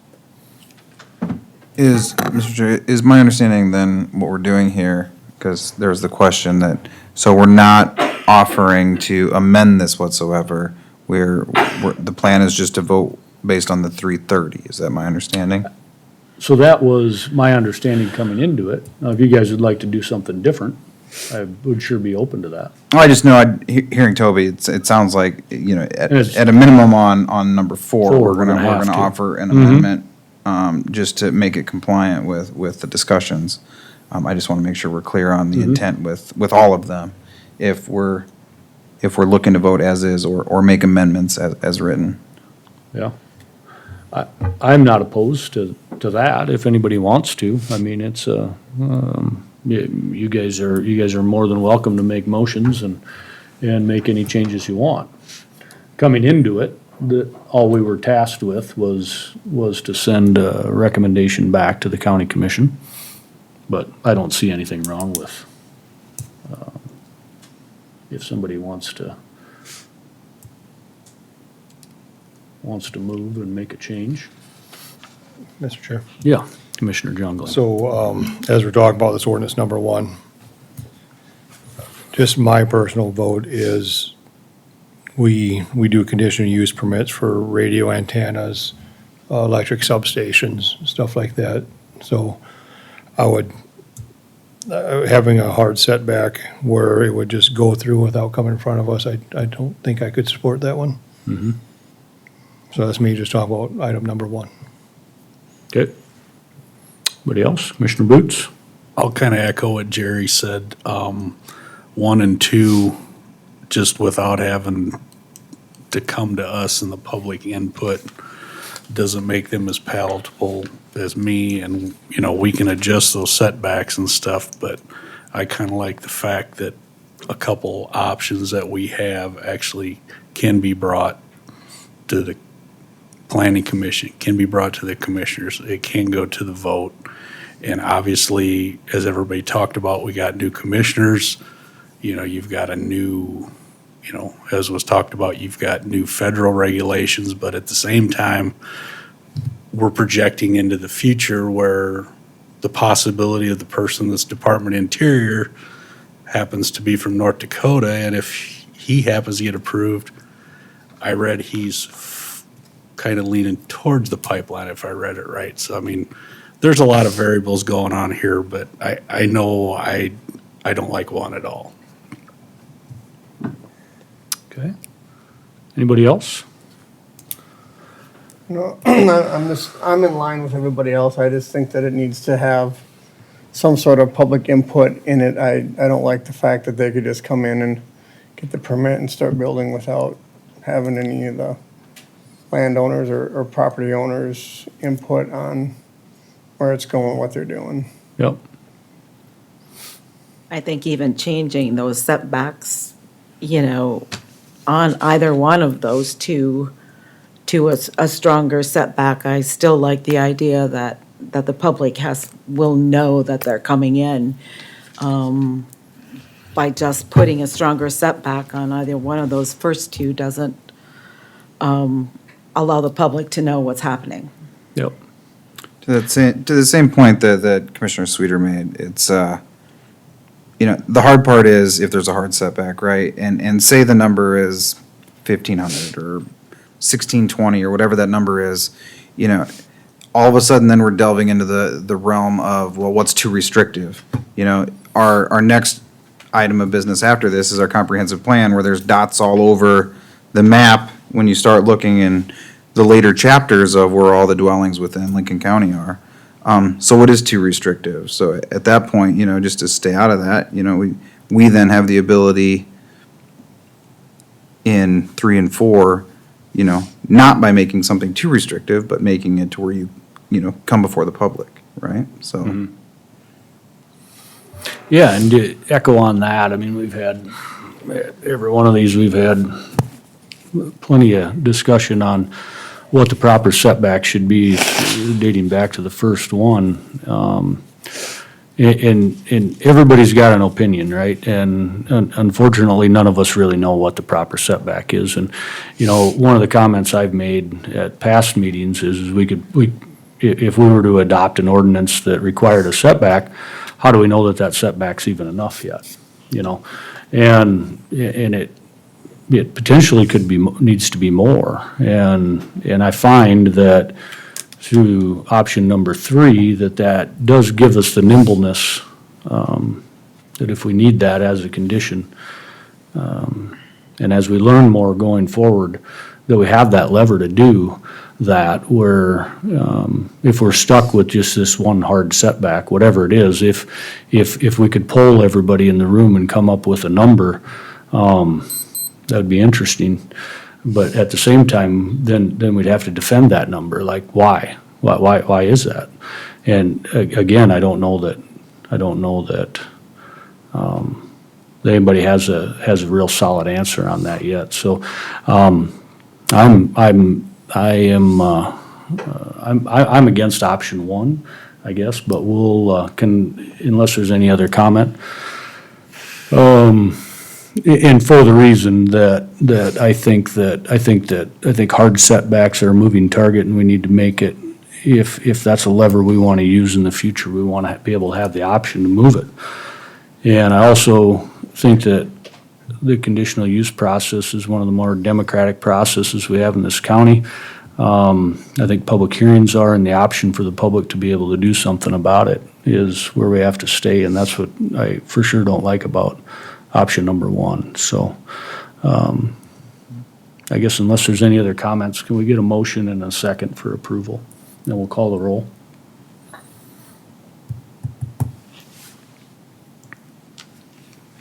So I think our process usually is to motion for the affirm. Yeah. Yep. So Yeah, we'll motion on the I'll make affirmative. motion. Doesn't necessarily mean you're in I'll make the favor of motion it, to but- approve number 1, Okay. or option number 1. And by approving, we're sending it To the bo- county to commission. To the county commission with a recommendation of approval. Correct. Or adoption. That it could be one of their options, yes.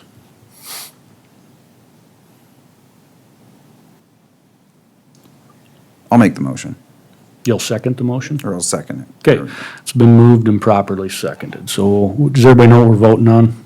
We're voting on option number 1. A yes vote will move it to the county commission as a recommendation, and no vote kills it, okay? We good? Commissioner Landine? I'm gonna be voting on these as a county commissioner when it goes for full discussion, so I'm gonna abstain on the votes tonight. On all of them? Okay, very good. Fair enough. Thank you. Commissioner Ensted? No. Commissioner Boots? No. Commissioner Jungling? No. Commissioner Sweeter? No. Commissioner Green? No. Commissioner Scott is also a no. All right, so we move on to option number 2, which I think is, quite similar in most of our comments. I think that we had on option number 1 would carry to 2.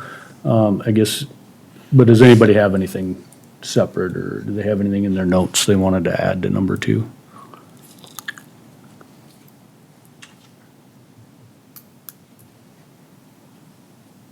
No? Okay, can we get a motion in a second? So we can have a vote? I'll make the motion. Second. Okay, it's been moved, properly seconded. Commissioner Green, No. Commissioner Sweeter, No. Commissioner Jungling, No. Commissioner Boots, No. Commissioner Instead, No. Commissioner Scott is also a no. So number 2 is dead. Brings us to number 3, the conditional use process. Chairman, would you take a comment on option 3? Sure, yeah. We would from you, Mr. Bogue. Thank you, Mr. Chair. Eric Bogue, Canton. I would just suggest, in your current zoning ordinance on conditional use permits, you have several different options that reference in conformance with. The current option 3 has no floor.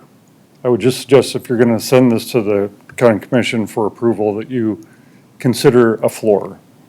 Otherwise, with all due respect, I may have all the confidence in all of you, but I may not have that similar confidence in a future planning board. So even though you're going to have a public hearing on a conditional use permit without a floor, you're just saying you're going to have a hearing. So I would suggest that you adopt some language or put some language in option 3 that would put a floor. Very good, thanks. Mr. Brown, could you comment to that?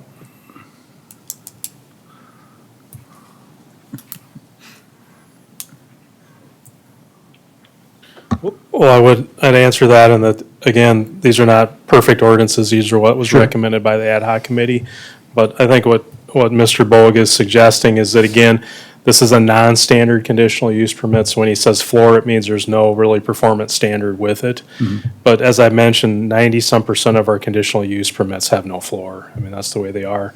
But I think what he means by floor is maybe add a setback in there or some type of a standard in there. But you know, that wasn't what the ad hoc committee recommended as this ordinance. So that going back to something similar to what Tony said earlier, is to combine maybe 2 and 3 together? Is that kind of what Eric was saying? Is to add, some of those setbacks with the ability to have the public hearing? Can you give us an example of a conditional use that has, say, a pre-existing Well, that's like the requirement? 1,500 square like- foot building, right? Or like a it's- CAFO, that's what I'm thinking off the top of my head. Yeah, I mean. Where we gotta have a setback and a public hearing? So the CAFO, I mean, again, that's not a hard setback, that's a suggested minimum setback that can be increased, can be decreased with it, Okay. so, But it has to be decreased through a waiver. yeah. Yeah. So which is something we could do here too. Yeah, but I mean, again, is that the concept would be, is it's been really testified to tonight by the board and by the public that we don't know what the setback should be, Yeah. right? I mean, the non-standard gives you the provision that you could add a setback based on the information that you received and determined at the time, Yeah. so. Yeah, I mean, that's something we've talked about. Again, the majority of the conditional use permits currently are non-standard, so it does create there's no threshold, right? I mean, there's no performance standard that they have to meet. We sort of create those through the process. So, but yeah, it's a good comment, suggestion. Yeah. But again, that wasn't what the ad hoc committee recommended to. No, yeah, I understand. I was just curious. Commissioner, so just add comment on that. I would think we would want to set a floor of some sort, though. I mean, if one comes to us one year and say it has to be 500 feet, and comes to another year at 600 feet, we should have that floor, that standard. So it's the same for every resident, every conditional use permit. Which it could be increased with the conditions It could be, as long as we have a standard. versus the permissives were permitted, then it can't be increased, right? Mm-hmm. Okay. Does anybody want to add that language? I don't know that we got to pick the number, but I suppose we could add it in there to consider a set, that we could pass, or we could consider adding that, or we'd like them to consider adding that. Well, all we're doing is a recommendation, so I guess we could also recommend that it gets adjusted with some kind of floor or some kind of standard. Mm-hmm. I like it as is. I think it gives us the most flexibility. I'm sorry, what was that? I think it gives us the most flexibility as is. So what would you say? So it's setback of, if you added the 330 feet, if it was, all of a sudden you had a floor, then what? Like, how would that floor work? Basically, that has to get met first before you can continue on with think about like a CAFO, for example, I mean, if you gotta have a setback of 1,320 feet before they come up here, and we hear that, now you can waiver, the applicant can waiver out of that, but still has to have their conditional, or, their public hearing. I guess that's how I would see it. But without that, we can put any setback Correct. that we want. Yeah. But if we set a floor in there, we're kind of Well, stuck at that floor, right? no, no, No? we can go above it, right? We can go above I think what Mr. Bogue was saying is, and thanks for the vote of confidence that you trust us, but, I think what he was saying was, in the future, if you don't have it, and even us, we could potentially, even after hearing all the public comment and everything, we could, through the conditional use process, you could just say, they don't need any setbacks without a floor. That could potentially happen. Build the thing wherever you want, that's the blind spot. If you've got a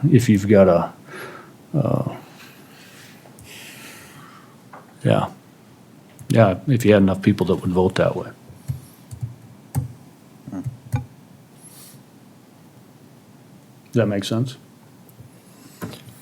But with all that said, I'm not prepared to offer any distance or setbacks or. Well, and I think that's the other thing that I think is interesting is I don't know that any of us are qualified enough to give that hard number. And so do we just pass the recommendation on with a recommendation to consider that, right? I don't know. I think that would be the best way to go about it, because again, we've talked about numbers, at least if we put that in our recommendation, that we would like the commission to think about numbers, at least it's in there with our recommendation to go forward. I think so too. Yeah, I don't think we necessarily have to. Put a number on it. Yeah, and we leave that open for discussion, because that's gonna get discussed and changed anyway, whatever we put in there. Most probably.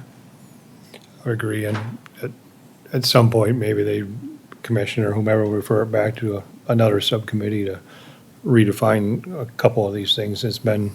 Yeah, I could it's been see a it. number of months since we Yeah, visited these. I could see just that portion, so, coming back and saying, well, let's have another ad hoc committee to explore what the setback should be, if that was the option you want, or what that floor setback is. But I don't know.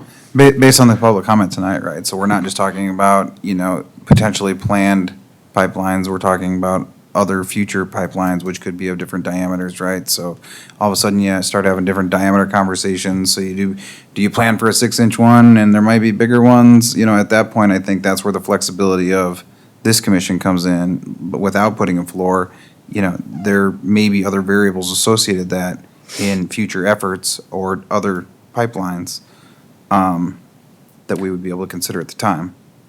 Correct. But I believe you could do that with, even with a floor. Because if you decided, I mean, I'm gonna spitball a number, let's say the setback's 3 feet. Just because that's ridiculous, so then I'm not on record saying, what would I think? Let's say it's 3 feet, and then, and 10 years from now, we decide something new comes in front of, well, it won't be us, but the next planning commission, and they're like, well, 3 feet isn't enough, we need it to be 6 feet. Well, then you just change that in the conditions, I think.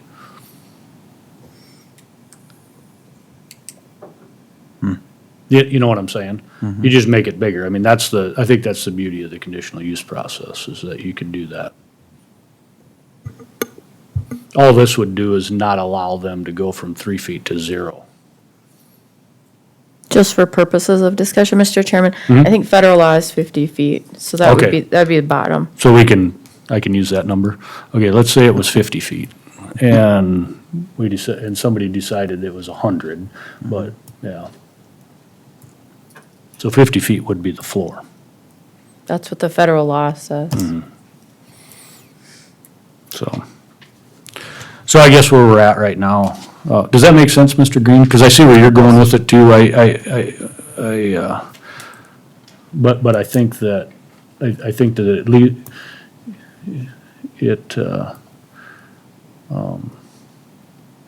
the top side open, I guess. Doesn't restrict that, right? Does that make sense? It does. Kinda. I would suggest we just say that we want a floor on it and let the distance be put in. I mean, Yep. Well, and they don't have to either, right? But that can be part of our recommendation. So, would anybody want to make a motion to add that verbiage? I'll make a motion to add that the commission looks at putting a floor for a setback on this ordinance, Boots. On number 3. We got a second? And that's if we. That's if it Decide moving passes, yeah, forward. yeah. Yeah, this would be just for the addition to the recommendation.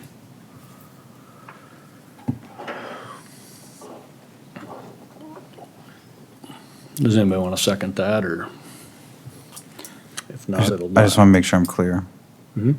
So, did Commissioner Boots make a motion to approve this with the addition, or the No. motion is to No. add that to this? It's just to Just to add- add the verbiage. Add the verbiage and they Because we will currently plug in don't the have a number. motion on this yet. so that's Correct. what I was- No, and that's why we're taking a motion before to add the verbiage. And then if that passes, we'll vote on the whole thing with the verbiage, with the added recommendation. and the verbiage is just to add a floor. That we For a would, setback. yeah, that we would recommend them looking at that. Mhm.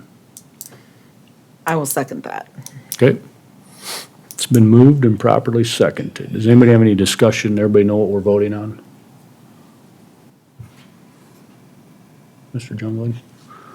Okay, Commissioner Ensted? Yes. Commissioner Boots? Yes. Commissioner Jungling? Yes. Commissioner Sweeter? Yes. Commissioner Green? No.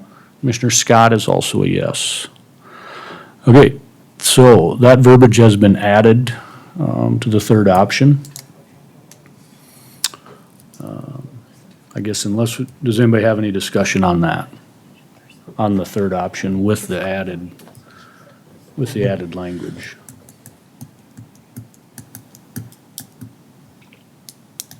No? All right, can we get a motion, second? So we can have a vote? I'll make the motion to move option number 3 to the board. Okay, we have a second? Second, Jungling. All right, it's been moved, properly seconded. We'll call the roll. Commissioner Boots? Yes. Commissioner Ensted? Yes. Commissioner Jungling?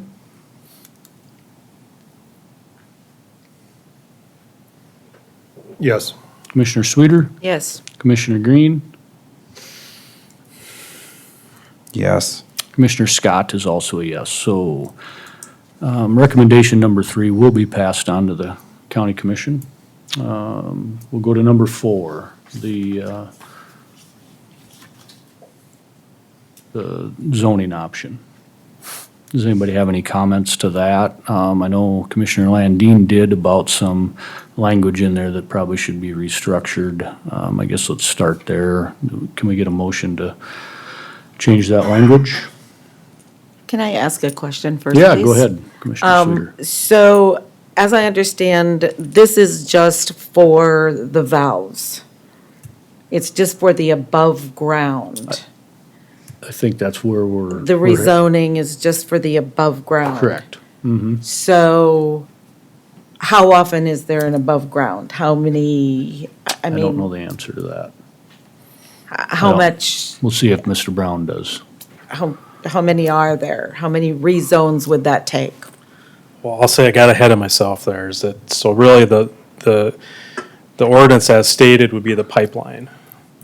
So really the question was at the beginning is what would staff's preference would be, and I said to really would be look at the above ground structures. But I don't think there's anything wrong with saying you're gonna zone the pipeline part of it at this stage. But again, this was an ad hoc committee's recommendation. There is some fine toothing that whichever option, we've got to go through with some of the definitions, make sure everything's current. So how would that look if we just left it as is?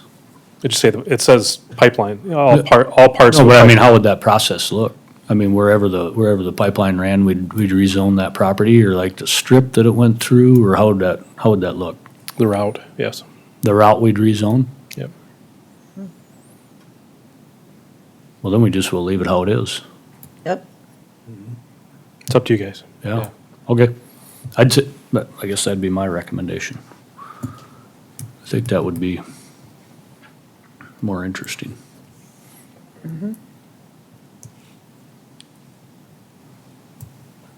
Yeah? Yep.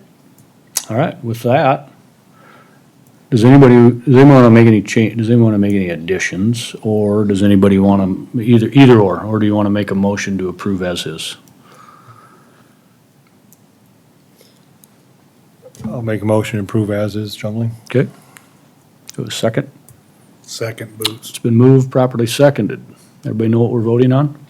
Yeah, can I Yeah. do comment on that? Yeah, go ahead.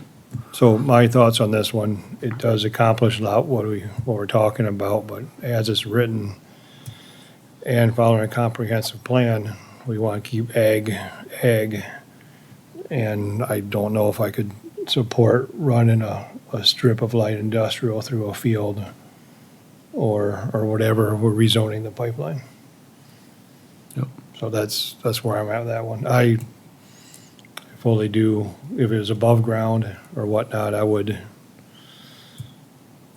support that. I suppose we could still make a change. Mhm. I'm still talking through everything out loud. You know, one of the things I like about this option, and probably the thing that I like the most about it, and it's the example that Mr. Brown gave about the rezone over by Worthing, and that was passed, and the citizens decided to bring it to a vote, and they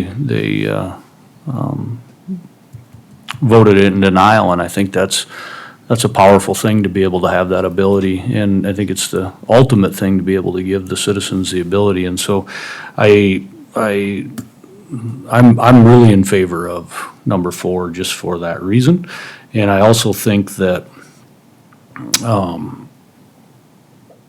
I think it gets us around the whole argument of safety and economic interest and this and that, and to Mr. Hoffman's point, it's what the county can do. It's our county.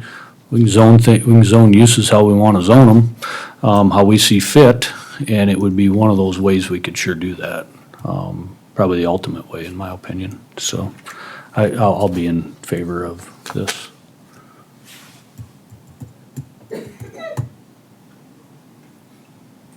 Anybody else? All right, we'll call the roll. Mr. Green, Yes. Commissioner Sweeter, Yes. Commissioner Jungling, Yeah, for the public vote, yes. Yeah. okay? Commissioner Boots, Yes. Commissioner Instead, Yes. Commissioner Scott is also a yes. So that one will be brought forward to the county commission as well. So basically where we're at, folks, is option number one, option number two will not be recommended to the county commission. Option number three and option number four will. I guess we encourage you all to be at the county commission meeting and voice your opinions. So we did add, per Mr. Ventura and Mr. Bogue's recommendation, we added into number three, the recommendation that the county commission takes a look at adding a minimum setback. So that was changed. Nothing was changed with number four. So number four now, as reads, would be the whole route of the pipeline would be, would need to be rezoned. So, all right, very good. I encourage you guys all to stick around. We have been working hard on, well, not so much us, but Mr. Brown's office has been working hard on updating the comprehensive plan. And we're gonna have discussion on that now, so, it's kind of been finalized and we're in the stages of moving forward with it. So, Mr. Brown? And thanks, everybody, for being here tonight. It's good to have lots of input.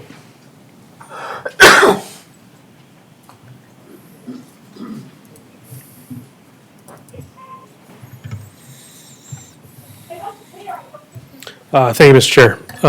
So I have a quick little presentation for you.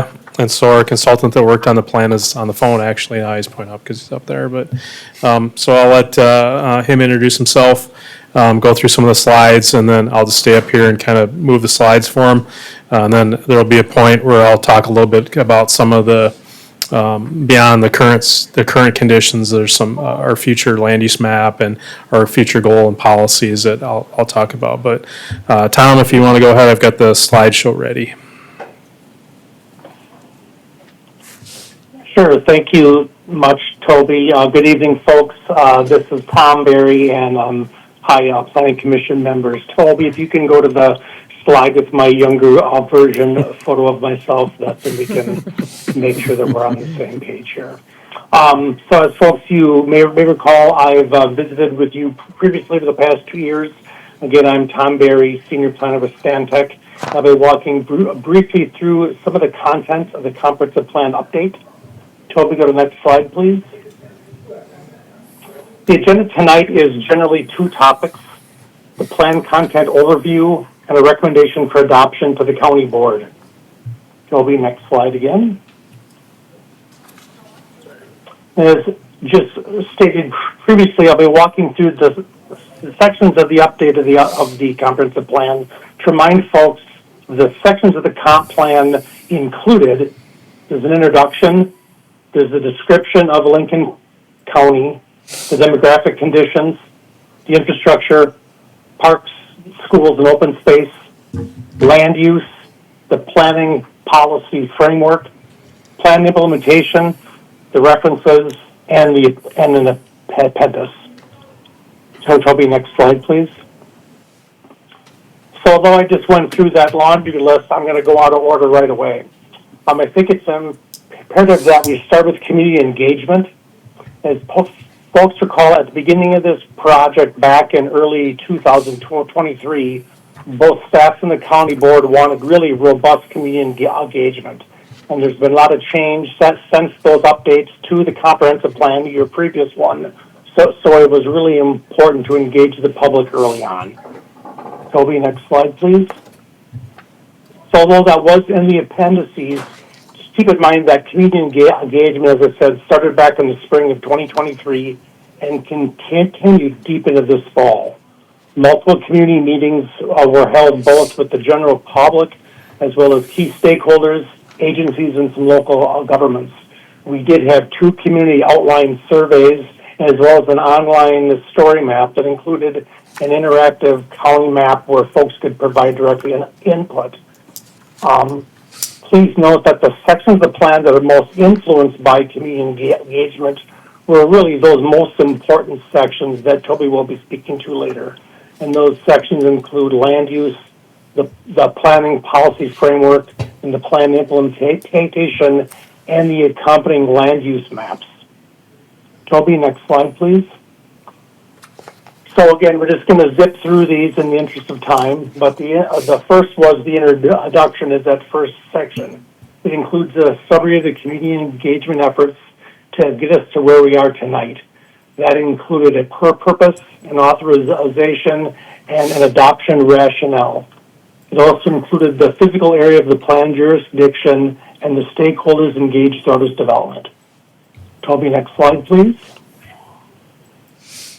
Next section is the description of Lincoln County, and really that is just a very short section. It basically just sets the stage for where Lincoln County is within eastern South Dakota. Next slide, please. The demographic conditions really just covers that. It's the population of the county, it's the population of communities within the county itself, and the projected growth estimates per the U.S. Census Bureau, and the changes of employment type over the last 50 years. As folks have experienced, the population has increased literally 5 times since 1990. In the plan, we speak of that in 1990, the population of the county was about 15,500 people. Just last year in 2023, it was already over 73,000. So just for perspective to that rate of change, the previous comp plan estimated that in 2025, we would have 45,000 people. So again, we blew by that last year at 73,000. Next slide, please, Toby. In the interest of time, again, knowing you had a lot of public engagement tonight for the pipeline, I just know that the sections of infrastructure, the schools, the parks and open space, that really covers what you'd expect. But it does reference the master transportation plan, the master drainage plan, and the pre-disaster mitigation plan. Each of those, as you may, if you've had a chance to review those, contains valuable information, guidance, and policy recommendations. And just a quick note about the school section, it does reflect the projected future enrollment in the growing county. Next slide, please, Toby. Again, I'm going to jump out of order again here, but you can see on this list it does show those references that I want to stick back to, that master transportation plan, the master drainage plan, and the pre-disaster mitigation plan. Those documents are summarized in the comprehensive plan itself, but they are so important that they really should be viewed as standalone documents. They complement the comprehensive plan update, and they provide specific guidance and detail regarding transportation, drainage, and public safety. And with that, I'll hand it over to Toby now to speak about the land use, the public policy framework, and the plan implementation sections. But I'll stay connected throughout this discussion. And thanks much for letting me participate just over the phone tonight. Thanks. Thanks, Toby. Yeah, thanks, Tom. So I get to do the fun part. So the comprehensive plan, I've always said, is the majority of it's a little bit of fluff. It's a lot of current where we're at right now as a county. But this next section in the plan really talks about where we're going as a county, what our vision is, how we want to handle different things. And I've also said that, really we view this as 2 steps. Step 1 is get the comprehensive plan, the vision, the policy adopted. Step 2 is the regulations, the zoning, much what we've talked about this evening. So the first thing is on this slide, this is the current land use. So this is a living document. If you go to the parcel browser, the county has on the county website, the parcel browser. This is updated periodically that we get new development. But as you can see with this is that we have many different land uses within the county. The little dots, of course, are single-family dwellings that we've got located within the county. The second map, which is really the heart and soul, I think, of a comprehensive plan, that's really our land use vision. This plan is really guiding where we want to see future development to occur. This future land use map is a result of the conversations that we had with the stakeholders, the communities, and the general public.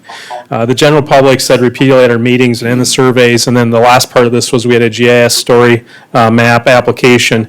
They really said they want rural areas to stay rural, and they want the urbanized areas to manage their growth. Everyone throughout this process collectively said, there's nothing wrong with growth, we just want growth in the urbanized areas. Also, the recommendation policies, they're supported with this, with the transportation plan, the drainage master plan, and to some extent the hazard mitigation plan are a part of this goals and policies. So the planning policy framework, that first part, that's a visual representation of what we want to see. And as you've seen, you've heard me talk about this for the last 2 years, is that really the purpose of the future land use map is here, not there, not here. The challenge that we've had as a county is that we've really said, we want to guide development within the interstate area for new development and preserve the rest of it for agriculture. But the problem is that we've got a lot of pressure, a lot of development pressure to develop, as you can see in the current land use map, in that northern area where there's a lot of pressure to do different types of development, and I'll say urbanized type development. This new concept with the planned growth, we're going to allow and encourage that type of development. That's where we want to guide the urbanized development to be, but we'll do it through a planned development district. Meaning we'll work with the municipalities to make sure that development is in accordance with their future plans, but more importantly, it's in accordance with what the neighbors want to see out in that area. So there's going to be a more robust process.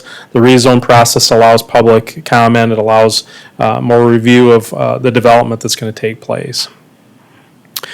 But the most important part outside of that visual representation would be the goal and policies that we've established. And when I started this process, I mentioned to you guys many times, and we heard this from the citizens as well, is that, currently in our comprehensive plan that we have in existence right now, we have 14 goals. And I say I challenge anybody to name one of them right now. And so I think it's hard really to have, to follow goals if it's so complicated that we can't even say what they are. And so really, this is really a streamlined version of what we want, and that's really, this is what I just told you, what you heard from the public, was that we want to ensure those rural areas of Lincoln County remain rural to the greatest extent possible, and the growth is planned in a deliberate and measured manner, so it's within that planned growth area. And the purpose of that is so that Lincoln County continues to be one of the most desirable counties in the state of South Dakota to live, work, and play. And that's really looking at all aspects of it, where our residential is, where our non-residential properties are. And then more importantly, and something that we heard a lot from the citizens is that they really wanted the county to really invest in probably more quality of life items, parks, recreation, bike trails, those different types of things. But that's all a part of the process. And then really, when you look at the policies, we went from 63 policies in the current comprehensive plan, and this will be proposed six policies within there. And really, when you read through these, you'll see a lot of this is what we heard from the public. And again, as Tom mentioned, this is a citizen-driven plan. This is really what we heard from those participating in the process. The first policy is guide preservation of agriculture and avoid regulations that have a reasonable impact on agricultural operations. From here in the foreseeable future, we are again the fastest growing population county in the state, probably top 10 in the nation, but a lot of that growth and development is occurring within the municipalities. 90% of our population lives within one of the incorporated municipalities. 70% of our population lives within the city of Sioux Falls and the Lincoln County portion of it. The rural population is approximately 12 to 13,000 people. That's who's really governed by this plan. But we want to make sure that our regulations are preserving agriculture to the greatest extent possible, and any other regulations having an unreasonable effect on those. Second policy would be guide urban development in the appropriate planned municipal areas through the planned development district. All of our municipalities are planning for growth outside of their current city limits. The ones up to the north, Harrisburg and T, they're primarily extending infrastructure to meet those demands and keeping up with it. The rural communities are in the middle, the Lennox, the Worthing, and the Canton. They're not at that pressure level with it, but we want to make sure they're preserved so that they can grow and not be impacted by growth and development. but we also want to be able to tell the development community that where we want them to be. Right now, our current plan is a maybe, and we don't know yet, right? It has to go through the development process, as opposed to being able to tell people, this is where we want you to go, here, not there, not here. Guide residential development to locate on lots of record eligible building sites and appropriate planned areas. I've heard a lot that this new plan is proposing to take away building eligibility. It's not true at all. This new policy is basically enhancing what we have for building eligibility sites, but it's also looking at a lot of those areas that we're getting pressure with to convert those to rural residential type properties. Guide commercial industrial development to rural service areas and appropriate planned areas. So we do have a lot of demand for different types of land uses that are non-residential. Primarily, we have to guide those to the interstate. A lot of the land along the interstates is already planned, pre-developed, or it's just not, it's not accessible for that type of development. So this new plan would expand those areas within those planned areas. Guide construction of private and public infrastructure in a manner that addresses existing and future service deficiencies. We just talked for an hour and a half about that, about those public services. If you go through the current policies and the current plan, there really isn't a guidance for how we're supposed to handle these types of infrastructures, other than it's just a permissive use. The last one is guide institutional land use to appropriate areas that will allow for the sufficient provision of services. So we received a lot of comments back about a proposed land use in the county. There really isn't any guiding policy within that, within the current comprehensive plan. This would promote a policy that would allow us to then look at our zoning regulations to make sure there's appropriate areas, whether it be paved services or different types of other types of services for those institutional type land uses. And so the last part, and I don't know if Tom, if I jumped in here or not, but the next part is the plan implementation. And so there's a lot of policies that this document is primarily a planning policy frame, is primarily a policy document. This is a guide. This will be adopted if proposed tonight to the board as a resolution. So this isn't an ordinance or a law. But throughout this process, there's a lot of administrative tools and the implementation that we'll have to take a look at. Primarily our zoning and our subdivision regulations. Is there going to be a need to update those to conform to what these new policies would be? Yes. There's joint jurisdictional type requirements and informal type requirements that we'll have to work with the municipalities in those areas that we'll have to work with. There's also these other types of documents that we need to take a look at. Again, this is step one in the process. The step two in the process would be to look at what our laws and ordinances are in conformance with this, but also additional types of policies such as the capital improvement planning and different types of things that might assist us better implement and plan within the county. And so really, and I'll say, I appreciate Tom's assistant, his team's assistance. Again, we worked on this for a good 2 years. We went through, what we really wanted to do was look at an update to the current comprehensive plan. One of the challenges we had was, first question was, we heard this a lot from the public, was the current plan really isn't keeping up with what we have right now. And so really what we wanted to do was make sure that this new plan was visionary. It allowed us to do some of the, address some of the concerns that we had, but it also was citizen driven. So we heard from the citizens really what they wanted to see and take place within the county. The second part of this is that, we really wanted to look and see, again, this is a future type document. Is this going to stand the test of time? Is this going to give us some benchmarks to achieve? The current comprehensive plan, I would say, was not citizen driven, and it didn't allow us to really have a benchmark for what we wanted to do with how we wanted to do it with the county. I think this new plan gives us a better vision because it is, again, driven by the citizens of the county. And so I appreciate everyone's participation. I think this was a bigger undertaking than I think even our staff thought about. So I give them all credit. They all had a piece in looking at this and participating through the public sessions. And I appreciate everyone that participated in the public sessions. We had quite a bit of public comment on these different types of sessions that we had, and it allowed us to better take a look at what we want in the future. But I think, a lot of times when you get done with a project like this, you think, well, this is just we're a document. this is a living, breathing document. This is probably the most important document that we'll pass as a county or adopt as a county, because this guides the land use decision-making that's going to take place. This provides a guide for private investment into the county. And we have quite a bit of private investment right now. We certainly want to continue to promote that and provide opportunities with it. But we also recognize that we had some challenges under the current plan that we had to address and work through. So I guess beyond that is that, you guys know I could ramble on about planning forever, because I think this is good stuff. But I just want to thank our team, and I want to thank you guys. I want to thank the Board of Commissioners. I want to thank Tom's team. And above that, I want to thank the citizens who took the time to participate in this process. I know some of them are here tonight, and, to provide additional feedback with it. Certainly can answer any questions that you have at this time. Tom will stay on, and we'll gladly do that. But again, if you have any, I'll turn it back to you, Mr. Chair, if you have any questions for staff at this time. Very good.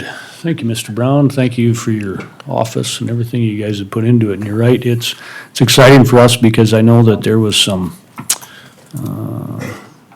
kind of some vapor areas in the old comprehensive plan that kind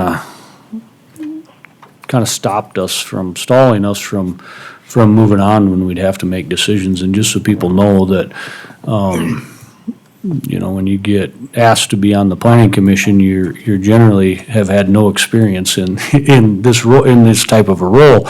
And so the comprehensive plan becomes the document that you self-educate yourself on how to make decisions up as part of this board. And it's something that we all lean on quite a lot, and it's the guide that we're to make decisions for the future use of Lincoln County. And so it's extremely important, and it's important that it makes sense for what the residents of the county want to have happen. Otherwise, if the residents don't want it to happen, then it doesn't make any sense for us to make decisions that way. So I'm excited about it. It clears up a few gray areas that we've banged our head against since I've been on the board. And I just want to say thanks for Tom. Is he up there in the ceiling somewhere? I am. I've got a bad habit of looking at the ceiling when there's somebody talking on the phone, but, so thanks, guys, for everything you did, and I think it's great that you took as much time as you did to involve as many residents, and citizens of the county that wanted to be part of this, not only physically, but through the, online survey that was provided on the website for most of this time, so. Anybody else? One last thing that I'd say too is, I would say the other thing is, I talked a lot about that this is a plan for development. This is also a plan for landowners to know what to expect is going to happen around them too as well. Yep. So I don't want to get lost in the fact that this is really for people to come and develop in Lincoln County. No, this is for existing residents to have an expectation of what's going to happen around them in the future. And we continually heard about that was a challenge as well too. Yeah. So I think that addresses that too, so. For as much as development, but if you live in Norway Township and you bought a place down there because you don't want a rural residential right next to you. And currently, the way things are, that could potentially happen, right? And so, yeah, to your point, it works both ways. I mean, everybody knows what's going to be happening next to them over a period of time. And I think, that was one of the things that we tasked you with, Toby. I think we challenged you to solve for that, solve for these things so that we didn't have these sporadic requests all over the county that sure didn't look like they made sense. And this does make sense. Can you go in and just explain the planned growth area just a little bit? I mean, I think we kind of get it, but just for the people that are here, can you explain how that's going to work? Yeah, so basically, the planned growth area would cover that northern portion of the county, the urbanizing area. And so again, this area is the planned growth area, that is a federally designated urbanizing area. And so really what that allows us to do is it allows us to secure funding for different types of infrastructure improvements from that area. So it is one area where we really should be guiding development in there. The second thing is that the cities of T and Harrisburg have clearly identified growth areas within that area. So they've identified what they want to see for future land uses that are there.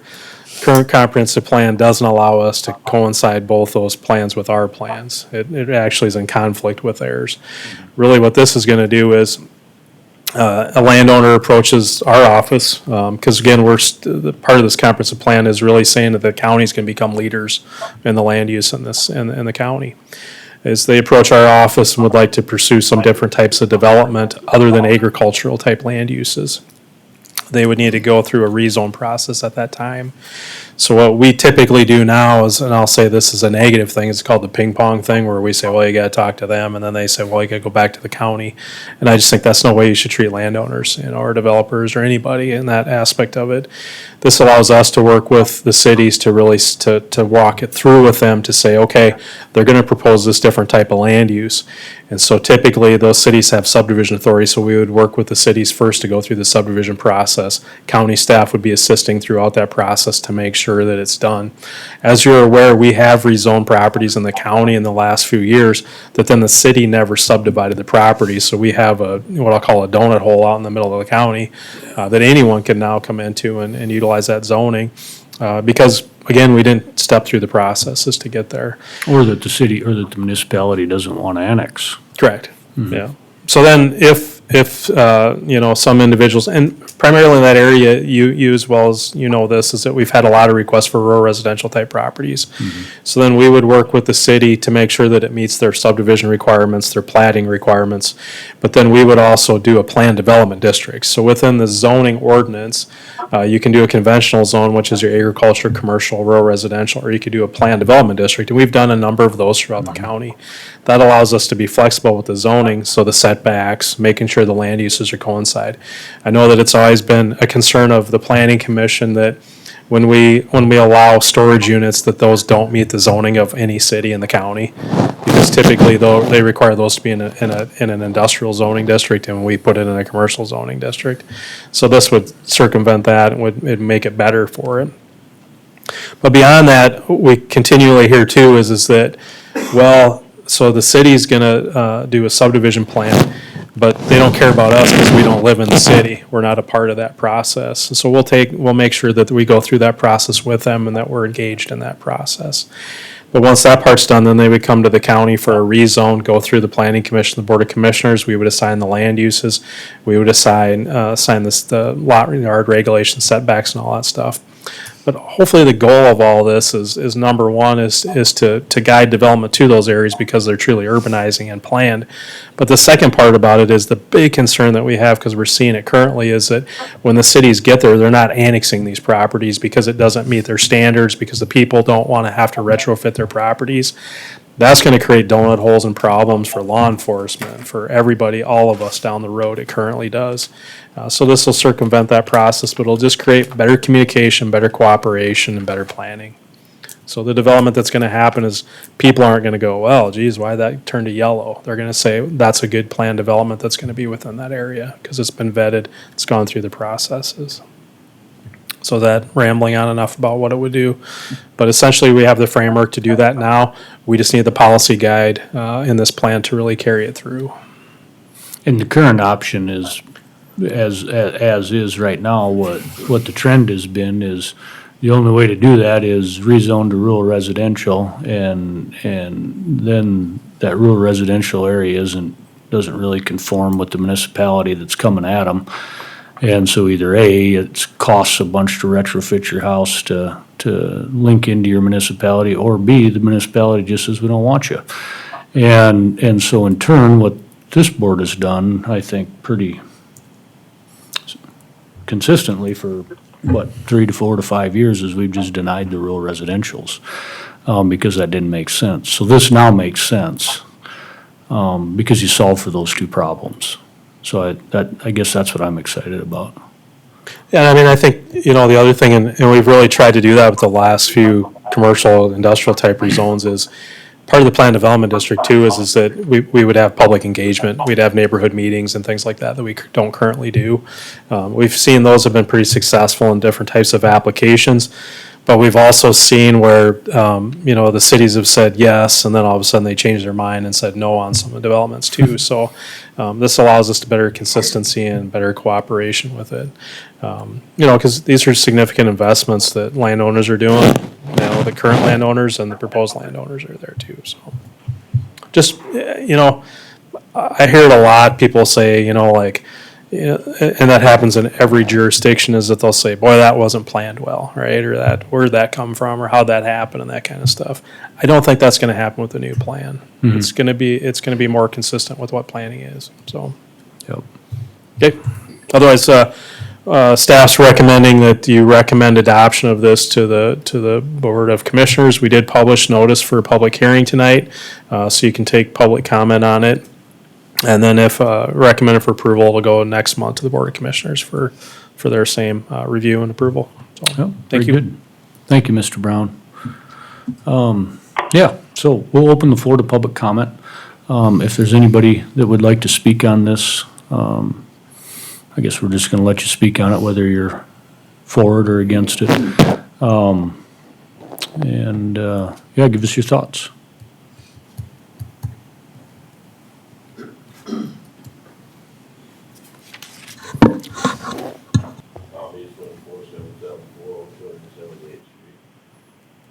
I'm encouraged by Toby's comment. I just requested that you guys remembered that a couple of things. There's a myth that abounds that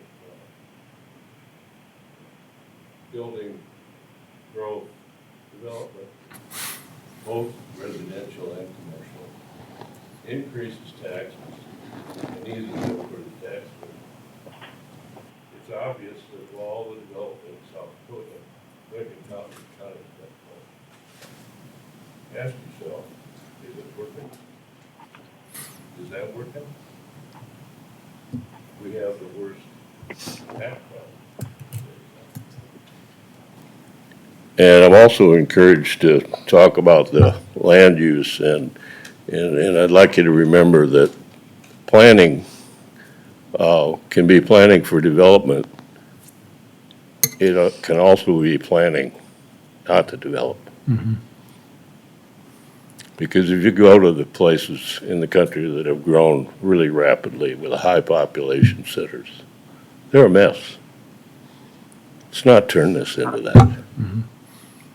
Thank you, gentlemen, ladies. Thanks, Tom.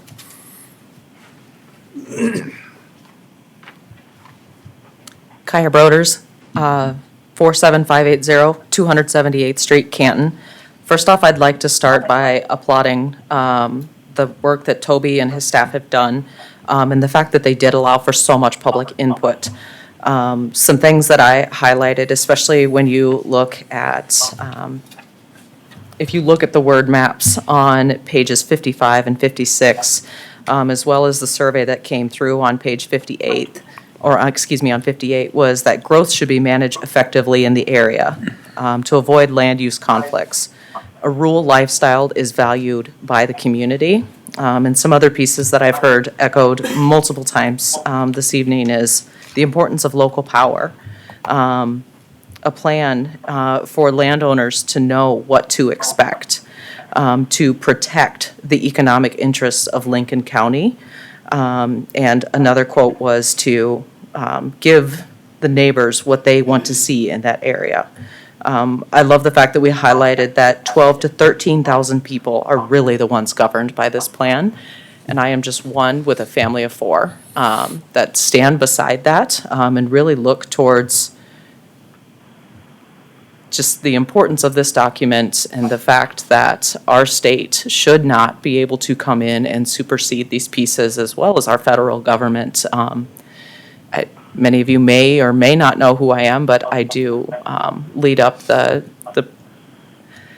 we're trying to stop the prison from literally being 3/4 of a mile from my house. And I really hope that smile, Mr. Scott, is meant in earnest and not at my expense. No, because no, it's, not at all. No, It's not at all. it's been a year-long process of watching our state currently disregard any of our growth plans or knowing what I should expect had I invested in that property just over 7 years ago with 2 small children. Being a part of the Canton School District is incredibly important to me. I grew up in rural Nebraska. My father, a farmer. In fact, he was my brother's 5th generation farmer in Nebraska. And I also don't want any of these board members, Mr. Scott, if you are the only farmer, I pray that you know that farmers are not stupid people. They, in fact, are some of the smartest people I know, and I can attest to that with my father being a graduate from Duke University. He's not Norwegian, is he? 100% German, sir. Okay, see, there's the difference. Yeah. It does back That's up the my shoulder difference. stature. So I just really want to make sure that, and I have a lot of faith in the fact that my group has appealed. We're appealing to the state Supreme Court, and I pray it does land in front of you, fine folk, to stick to this comprehensive plan, to really hold up what it means to be a citizen of Lincoln County and what that means for the people of Lincoln County to have a voice, to have a say, because none of this is in anybody's growth pattern. And when it all comes back down to it, if it's not about our safety, if it's all about that economic development, things are going to shift, and they're going to shift rapidly. And you may as well just burn all the work that Toby just did, because I don't know what the investment is for a comprehensive plan of this nature to be completed. However, I expect it wasn't cheap. Finding anything in the government and how that process is not cheap. So I pray again that you don't overlook what is here, and for our future commission, I hope that they can say the same, which I do feel it will land in front of them. So again, I appreciate all of you, and I greatly appreciate this comprehensive plan, and for there not to be a red area just outside of my home currently. So thank you again. Thank you very much. Yeah, it sure changes the way that would look kind of goofy on that map, wouldn't it? Changes a lot of things for sure. Yeah, me too. I hope that at some point, the county would get a voice in that whole thing, but, Anyone else? Okay. Oh, go ahead, sir. Rob Kurtenbach, 28784 472nd Avenue. Just echoing kind of what's been said, I just wanted to applaud everybody that helped put that together. I didn't read word for word, but went through it pretty thoroughly over the weekend, and just feel like it's a very good combination of allowing growth where growth needs to kind of happen. I'm in real estate. I'm a real estate broker, both on the commercial side and residential side. Deal a lot with developers. They're always looking for land. Where, is there sewer? Is there not sewer? Can we do a rural residential kind of a situation? And it has been a challenge at times for different users in Lincoln County. And I know this is not the end-all be-all, but it's a really good guide. It feels like a really good playbook for everyone to refer to. So, I don't think any of us know all the answers. I certainly don't. But I just wanted to applaud the group that put that together. I thought it was very well done. Thank you. Anyone else? Mr. Eastland? Quick comment following Kaya's. I've been around a while. I was there when the first comprehensive plan was written. I didn't participate, but I was a township board member, so we were kept informed and asked our thoughts on it. And the ironic thing here is that was done at the state's request. And not just Lincoln County. They requested that all the counties do a planning and zoning ordinance for development, because I think Mickelson was governor then. He saw what random development could do. And so that's why it was requested. The State Office of Economic Development aided us in drawing that first plan. And now they turn around and say, well, yeah, but we don't have to look at that. Yeah. All right, very good. I guess unless there's anybody else, we'll close the floor to public comment. We entertain a few. Does anybody on the board have excuse me, have any comments before we entertain a motion for approval? Mr. Chair. Yeah, I just want to echo everyone, just put it on the record. Thanks, Toby and staff, appreciate it. Been a lot of words already said, but I echo them all. Thank you. Mr. Chair, I think from my perspective, I think the easy part of this is the recommendation because, as we've gone through all these planning commission meetings, the group has kept us so informed throughout the process that there's no surprises in seeing the draft as it is. So, I think that's a testament to not only the, community involvement, keeping the community involved, keeping it on the website, and keeping us informed. So, I would gladly, when we get there, nominate this resolution as moving forward to the commissions. Very good. Any other comments? Yeah, Commissioner Boots, you bring up an interesting point. Generally, typically a subject this large, we would at least have one person that was in opposition of it. And I think that's, that just shows how good things can happen when you involve lots of people and give everybody fair opportunity to comment and stay informed as you end up with a good plan. So, all right. Somebody want to move to approve this, approve the recommendation to the county commission? Yeah, I'd be proud to recommend that. Second, Green. Okay, so it's been moved by Commissioner Jungling, seconded by Commissioner Green. We will call the roll. I'm assuming Commissioner Landine, you would like to abstain, or do you want to vote? I'm gonna abstain. Oh, that's Yes. okay. I figured. I commend everybody. I'm not saying I'm against it. I'm Oh, just- yeah, no, I understand. You're gonna have plenty of discussion about it. So, Thank you. yeah, Commissioner Ensted, Yes. Commissioner Boots, Yes. Commissioner Jungling, Yes. Commissioner Sweeter, Yes. Commissioner Green. Absolutely, yes. Yeah, Commissioner Scott is also a yes too, so. Good job, guys. I look forward to seeing this get moved up the chain, so, thank you. With that, I believe that's it.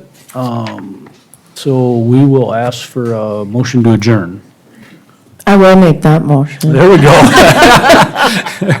Nobody seconded, no, yeah, no. Can I get a second? Second, Boots. All right, it's been moved, properly seconded. All in favor, aye? Aye. All opposed, same sign.